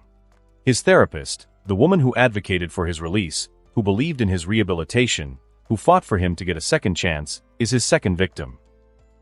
Gordon's voice was heavy with bitterness. She saved him, and he killed her for it. Tim walked closer to the body, studying the positioning, the candles, and the blood message. What was Stirk in for? Attempted murder at 16. Severe hypothalamic disorder. Gordon pulled up Stirk's mugshot on his tablet, a gaunt face with unsettling gray eyes. "That is one ugly son of a bitch," Tim remarked grimly. "We're issuing an APB. Every cop in Gotham will have his photo within the hour." Gordon looked at the body again. "I'll do whatever I can from the official side. But if you can track him through other channels." "I'll find him," Tim said with certainty. "I'll call in resources, run facial recognition on every camera in the city, and cross-reference his known associates from his Arkham file." Gordon nodded, grateful. They stood there for a moment longer, then Tim activated his comm. "Alfred, are you there?" "Always, Master Tim," came the refined British voice through the secure channel. "How may I assist?" "I need everything we have on Cornelia Stirk. Medical files, psych evaluations, known addresses, associates, behavioral patterns, everything." "Accessing the files now. I'll have a complete dossier ready within the hour." There was a pause. "Master Tim. Are you still upset with Master Bruce? About the Firefly situation?" Tim was quiet for a long moment. "I'm conflicted," Tim finally said. "I understand his reasoning. I get the whole slippery slope argument, the idea that killing one person makes it easier to kill the next. I understand it intellectually. But emotionally?" Alfred prompted gently. "But just because something makes sense doesn't mean I have to like it," Tim said, frustration bleeding into his voice. "He chose his principle over my life, Alfred. Even if it was just a stage play, Batman chose. And I can understand it and still be angry about it." "Will you be coming back to the manor? Master Bruce has been quite concerned." Tim looked at Dr. Helena's suspended corpse. I need more time to process it, Alfred," Tim said quietly. Alfred was silent for a moment, then, "Very well, Master Tim. The files on Cornelia Stirk are being compiled as we speak. Do be careful." "Always am." The comm clicked off. Tim turned back to Gordon. "I'll start searching tonight. If Stirk's in Gotham, I'll find him." "Good." Gordon extended his hand, and Tim shook it. "Be careful, kid." Tim moved to the window, grappling gun already in hand. Within seconds, he was gone, a shadow among shadows, hunting another monster in Gotham's endless night. Chapter 96. The Search. Gotham City. Robin crouched on a rusted fire escape, cape drawn tight against the cold. Below him, the Narrows stretched out in all its miserable glory, cracked pavement, flickering streetlights, and walls painted with old graffiti. A couple of stragglers moved through the shadows, heads down, like they didn't want to be noticed. His comm crackled to life. "Master Tim, I have something," Alfred's voice came through clear. Facial recognition caught a match on a traffic camera approximately 12 minutes ago. Cornelia Stirk, heading east on Grundy Street. Robin's posture straightened immediately. The waiting was over. "Send me the coordinates." Transmitting now. The system tracked him for 3 blocks before losing visual near the old industrial sector. "Based on his trajectory and the time elapsed, I've calculated a probable search radius." A map overlay appeared on Robin's HUD, highlighting a 6-block area. The area is largely abandoned, warehouses, closed factories, and residential buildings. "Perfect place to set up," Robin muttered, launching his grappling line. "How long ago did we lose him?" 8 minutes. He could be anywhere in that radius by now. Then I better move fast. Robin swung into motion, the city blurring past as he crossed rooftops with practiced efficiency. "Keep monitoring the cameras. If he so much as breathes near a camera, I want to know." "Of course, sir. And Master Tim? Do be careful." "I'll keep that in mind." Robin landed on a rooftop overlooking the search radius. The place looked dead, just another graveyard of Gotham's past. Robin began a systematic search, moving from building to building without wasting much time. First building, too exposed. Second, half the roof had caved in. Third, squatters had been there recently. There was too much noise and evidence of movement. Stirk would want privacy and isolation. Somewhere he could work undisturbed. The fourth building caught his attention. It was a former textile factory, 3 stories of red brick with most of its windows intact but darkened. The entrance showed signs of recent use, fresh scratches on the lock and a path through the dust. But more tellingly, there was a faint glow visible through a crack in one of the ground floor windows. Candlelight. Robin approached carefully, testing each footstep for sound. He reached the window and peered through the gap. Inside, he could see a large open space that had once been the factory floor. Most of the machinery had been removed, leaving an emptiness. But in the center of the space, visible in the dim light filtering from a back room, were chains mounted to support pillars. Recently installed, based on the fresh bolt holes in the concrete. A preparation site. Stirk's workshop. Robin circled around, found a service door, and picked the lock in under 30 seconds. He slipped inside, every sense alert. Inside, the air was thick with mildew and something worse, an iron tang that clung to the back of his throat. Robin moved through the shadows, noting everything. The chains were heavy-duty, meant to hold struggling victims. And arranged on a nearby table were boxes of candles, new, still in their packaging from a local dollar store. The murder kit. Everything Stirk needed for his ritualistic kills. But no sign of Stirk. No victim. He must have stepped out, Robin thought, moving deeper into the building. Which means he'll be back soon. He continued his reconnaissance, checking all the rooms one by one. A small office had been turned into living quarters, sleeping bag, scattered clothes, and medication bottle still full. So he'd stopped taking them. That explained a lot. Beyond that was a small kitchenette with a hot plate. Something was cooking. Robin approached the hot plate cautiously. A pot sat on the burner, steam rising from whatever simmered inside. It smelled like a chicken stew. Robin frowned and lifted the lid carefully with a nearby fork. Broth bubbled around a mass of tissue suspended in the liquid. It took Robin's detective-trained mind only a second to recognize what he was seeing: the general shape, the chambers, and the arterial connection still partially intact despite the cooking. A human heart. Robin's stomach turned. He'd seen plenty of horrors in his time as Robin, but there was something particularly grotesque about seeing an organ treated like food, simmering in a pot like some nightmare recipe. He used the ladle to shift it slightly, confirming what he already knew. This was likely Dr. Helena's heart. Stirk had kept it. And now he was cooking it. Robin carefully replaced the lid and his mind was racing now. Stirk was definitely using this location. The question was when footsteps. Heavy, dragging, coming from the front entrance. Robin moved immediately, extinguishing his penlight and pressing himself against the wall beside the doorway leading back to the main factory floor. His hand went to his bow staff, extending it with a soft click.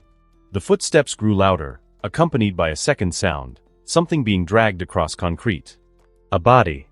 Through the doorway, Robin could see Cornelius Stirk emerge into the main factory floor. He was exactly as his mugshot showed, gaunt, pale, and those unsettling gray eyes. He was dragging an unconscious man by the arms. The victim was maybe 40, dressed in a security guard uniform, a growing bruise on his temple suggesting how Stirk had incapacitated him. Robin watched as Stirk positioned the man beneath the chains, then methodically began securing him, wrists first, then ankles, pulling the chains taut until the victim was suspended in a standing position, arms spread wide and completely helpless. The guard's head lolled forward, still unconscious but breathing. For now. Stirk stepped back, examining his work like an artist reviewing a canvas. Then he moved to the table with the candles and began opening boxes, humming tunelessly to himself as he arranged them in a circular pattern. Robin calculated angles. Stirk was facing partially away, focused on his preparation ritual. If Robin moved now, coming in fast and silent from behind, he could drop Stirk before the criminal could mount any kind of defense. Robin watched from the shadows, tense but ready. Stirk was crouched close now, knife glinting in the candlelight as he leaned toward the guard. His free hand brushed the man's face almost tenderly, like he was about to wake him. "Time to rise," Stirk whispered. The blade tilted slightly as he spoke, and that was when it happened. In the mirror shine of the knife's surface, a faint movement flickered behind him. A shadow that didn't belong. Robin. Stirk froze mid-motion. His head tilted just a fraction, eyes flicking toward the reflection. Then, under his breath, so quietly Robin couldn't hear, Stirk murmured, "Ah, I see you." He smiled. Robin slowly approached from behind, completely unaware that his cover was already gone. And that was when Stirk turned around. Only it wasn't Stirk standing there anymore. It was Batman. The cowl. The armor. The cold, commanding presence that could make even Gotham's worst hesitate. Every detail was flawless, from the way the cape draped to the exact shade of the armor plating. "Tim," Batman's voice said, and it was exactly right, the growl, the tone, and the disappointment underneath. "Stand down. I've got this." Robin's conscious mind screamed that it was wrong, but his body hesitated. Just for a split second. Just long enough to see Batman raise the gun. "No, wait, Batman doesn't use guns. This is wrong." The shot was deafening in the enclosed space. Fire exploded in Robin's left thigh as the bullet tore through muscle. His leg buckled instantly, and just like that, Batman shattered. Batman disappeared, replaced by Stirk's gaunt form standing there with the smoking gun. "There it is," Stirk breathed, his pupils dilating as he visibly fed on Robin's spike of fear and pain. That beautiful moment of confusion. Of betrayal. Oh, that's exquisite. Robin tried to recover and bring his bow staff up despite the pain in his leg, but his wounded limb couldn't support his weight properly. He stumbled against the doorframe. Stirk moved fast, impossibly fast for someone so gaunt, and swung the gun around, gripping it by the barrel. The world flashed white as the butt connected with the back of Robin's skull. His bow staff clattered to the concrete floor and his legs gave out completely. The last thing Tim Drake saw before darkness took him was Cornelius Stirk's face, those gray eyes gleaming with satisfaction and hunger. Then nothing. Chapter 97, Disciple and Master. Consciousness returned to Tim Drake along with waves of pain. His head throbbed where Stirk had struck him and his thigh burned where the bullet had torn through muscle, and he could feel blood, sticky and warm, soaking through his costume. He tried to move his hands and couldn't. Chains. Heavy chains around his wrists, pulling his arms out to either side. More chains around his ankles. He was suspended in a standing position, barely able to touch the floor with his toes. Tim forced his eyes open. He was in the center of the factory floor. Candles surrounded him in a circle. A ritualistic killing ground. And sitting on the floor about 10 feet away, cross-legged like a child at a picnic, was Cornelius Stirk. He had a bowl in his hands, the pot from the kitchen, Tim realized with horror. Stirk brought a spoon to his mouth, chewed thoughtfully, then swallowed with an expression of satisfaction. Exquisite, Stirk murmured to himself. The fear-seasoned tissue has such a unique texture, fibrous, yet tender, and the flavor. He took another spoonful. Like copper and desperation, with just a hint of regret. Tim's stomach turned. Why? Why do you eat the hearts? Stirk looked up and a smile spread across his gaunt face. For justice, of course. Justice. Tim couldn't keep the disbelief out of his voice. How is eating someone's heart justice? Stirk set down his spoon carefully. Because eating the heart fuels my powers, Robin. Surely you understand? The fear I harvest, the terror I consume, it all feeds back into my abilities. It makes my powers stronger. My reach is wider. My hunger is more refined. He gestured with the bowl. Then I use my powers to do justice. Simple as that. He took one final spoonful, chewing slowly and savoring it. Then he set the bowl down beside him and stood, wiping his mouth with the back of his hand. Signal, Tim thought desperately, forcing his mind to focus through the pain. My suit has an automatic distress beacon thanks to the recent kidnapping. When my vitals dropped, unconsciousness, elevated heart rate, the wound, it would have sent a signal to the Batcave. Alfred knows. Help is coming. I just need to buy time. Stirk walked to a nearby cardboard box and picked up a knife. He tested the weight, turning it over in his hand and wiped it with a small cloth nearby. Wait, if you're really doing this for justice, then explain something to me. Michael, the father you killed. And what about your doctor? What justice was that? According to my investigations, they are innocent. Stirk paused, looking at Tim impatiently. Michael scared his child. So I got justice for the child. Now he won't have to worry about his father ever again. He took a step closer. Dr. Helena was unfortunate. When she saw my GPS location near the first crime scene, she called me. She told me she was going to contact the police. His expression hardened. And when she threatened to send the police after me, to lock me away again in that cage, she became a fear spreader too. Fear breeds fear. It had to be stopped. So anyone who gets you afraid deserves to die? That's just crazy, Stirk. That's not justice, that's you being crazy. Stirk's eyes narrowed. He moved closer, the knife hanging loosely at his side.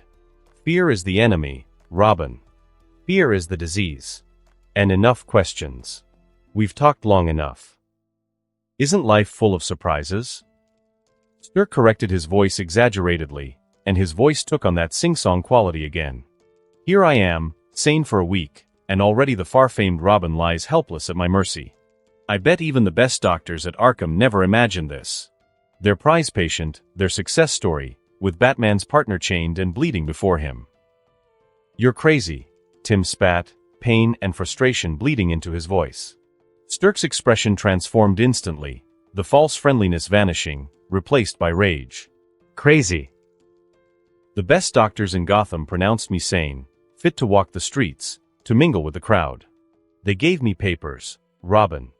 Official documents saying I'm rehabilitated, cured, safe." He grabbed Tim's chin, forcing eye contact.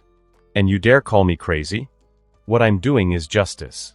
Justice. You hear me? Justice. Have a care, sir." Stirk stepped forward and backhanded Tim across the face with a slap. He stepped back, and his expression shifted again, that disturbing smile returning, wider now, too wide. "Although, of course, if crazy is what you want." His voice dropped to a whisper. "Crazy I can give you." The air around Stirk seemed to shimmer. His form began to change. His body expanded, twisted and stretched impossibly. His skin darkened to deep red, cracking like dried earth. Horns erupted from his skull, curving back and jagged.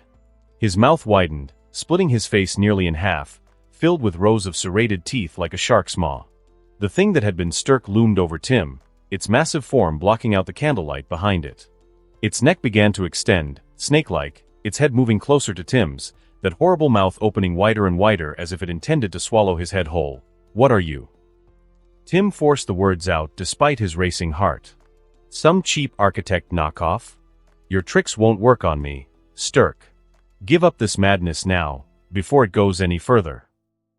The demonic form shimmered and collapsed back into Stirk's gaunt human shape. But instead of anger, Stirk looked almost pleased. "You're wrong, dear sir," Stirk said gently. "I'm not a cheap knockoff. I am his loyal disciple. The architect corrects the obvious evils. But I—" He touched his chest reverently. "I correct what he's left behind. Together, we form a complete justice." "Yeah, right," Tim said, fighting to keep his voice steady. Blood was dripping from his wounded leg, forming a small pool beneath him. "If the architect catches you, he'll end you himself. You are just making yourself a bigger target." Stirk walked closer, the knife now raised. He brought the blade up, pressing the edge lightly against Tim's throat. "Let's see what makes you afraid," Stirk murmured, his gray eyes studying Tim's face with intensity. "Obviously not visions of monsters and demons. You're trained for that. So what is it, I wonder? What fear lives in the heart of a hero?" The knife pressed harder, breaking his skin. Tim felt a warm trickle of blood run down his neck. "You won't get away with this," Tim said, but his voice was weaker now. The blood loss was getting to him, making everything feel distant and fuzzy. "Stirk, you won't." "That's the way," Stirk said softly, almost soothingly. "Don't struggle. Struggling only makes it worse. Just let it happen. Let the fear come. Let me taste it properly." He's trying to hypnotize me, Tim realized through the growing fog in his mind. The blood loss, the pain, the voice, he's using it all to lower my defenses. Got to keep my mind in check. I have to stay awake. But it was so hard. Everything hurt. Everything was getting darker at the edges. "Relax, friend," Stirk's voice seemed to come from very far away now. "You'll be all right. You can trust me. That's it, don't fight. You're weak, too weak. Just drift away. Let go. It'll be easier. Just drift." Tim's head lolled forward. The chains were the only thing keeping him upright now. The candlelight blurred and doubled. Stirk's voice became a distant murmur, words losing meaning, everything fading into comfortable darkness where nothing hurt and nothing mattered. "That is enough, Stirk." Stirk spun around, his hypnotic focus broken, his eyes wide with shock. "Ooh." From the shadows beyond the circle of candlelight, a figure stepped forward. He wore a dark hoodie pulled low over his face, obscuring his features in shadow. His build was average, unremarkable, the kind of form that would disappear into any crowd. But there was something about the way he moved, radiating an aura that made Stirk take an involuntary step backward. Architect. And that concludes this episode.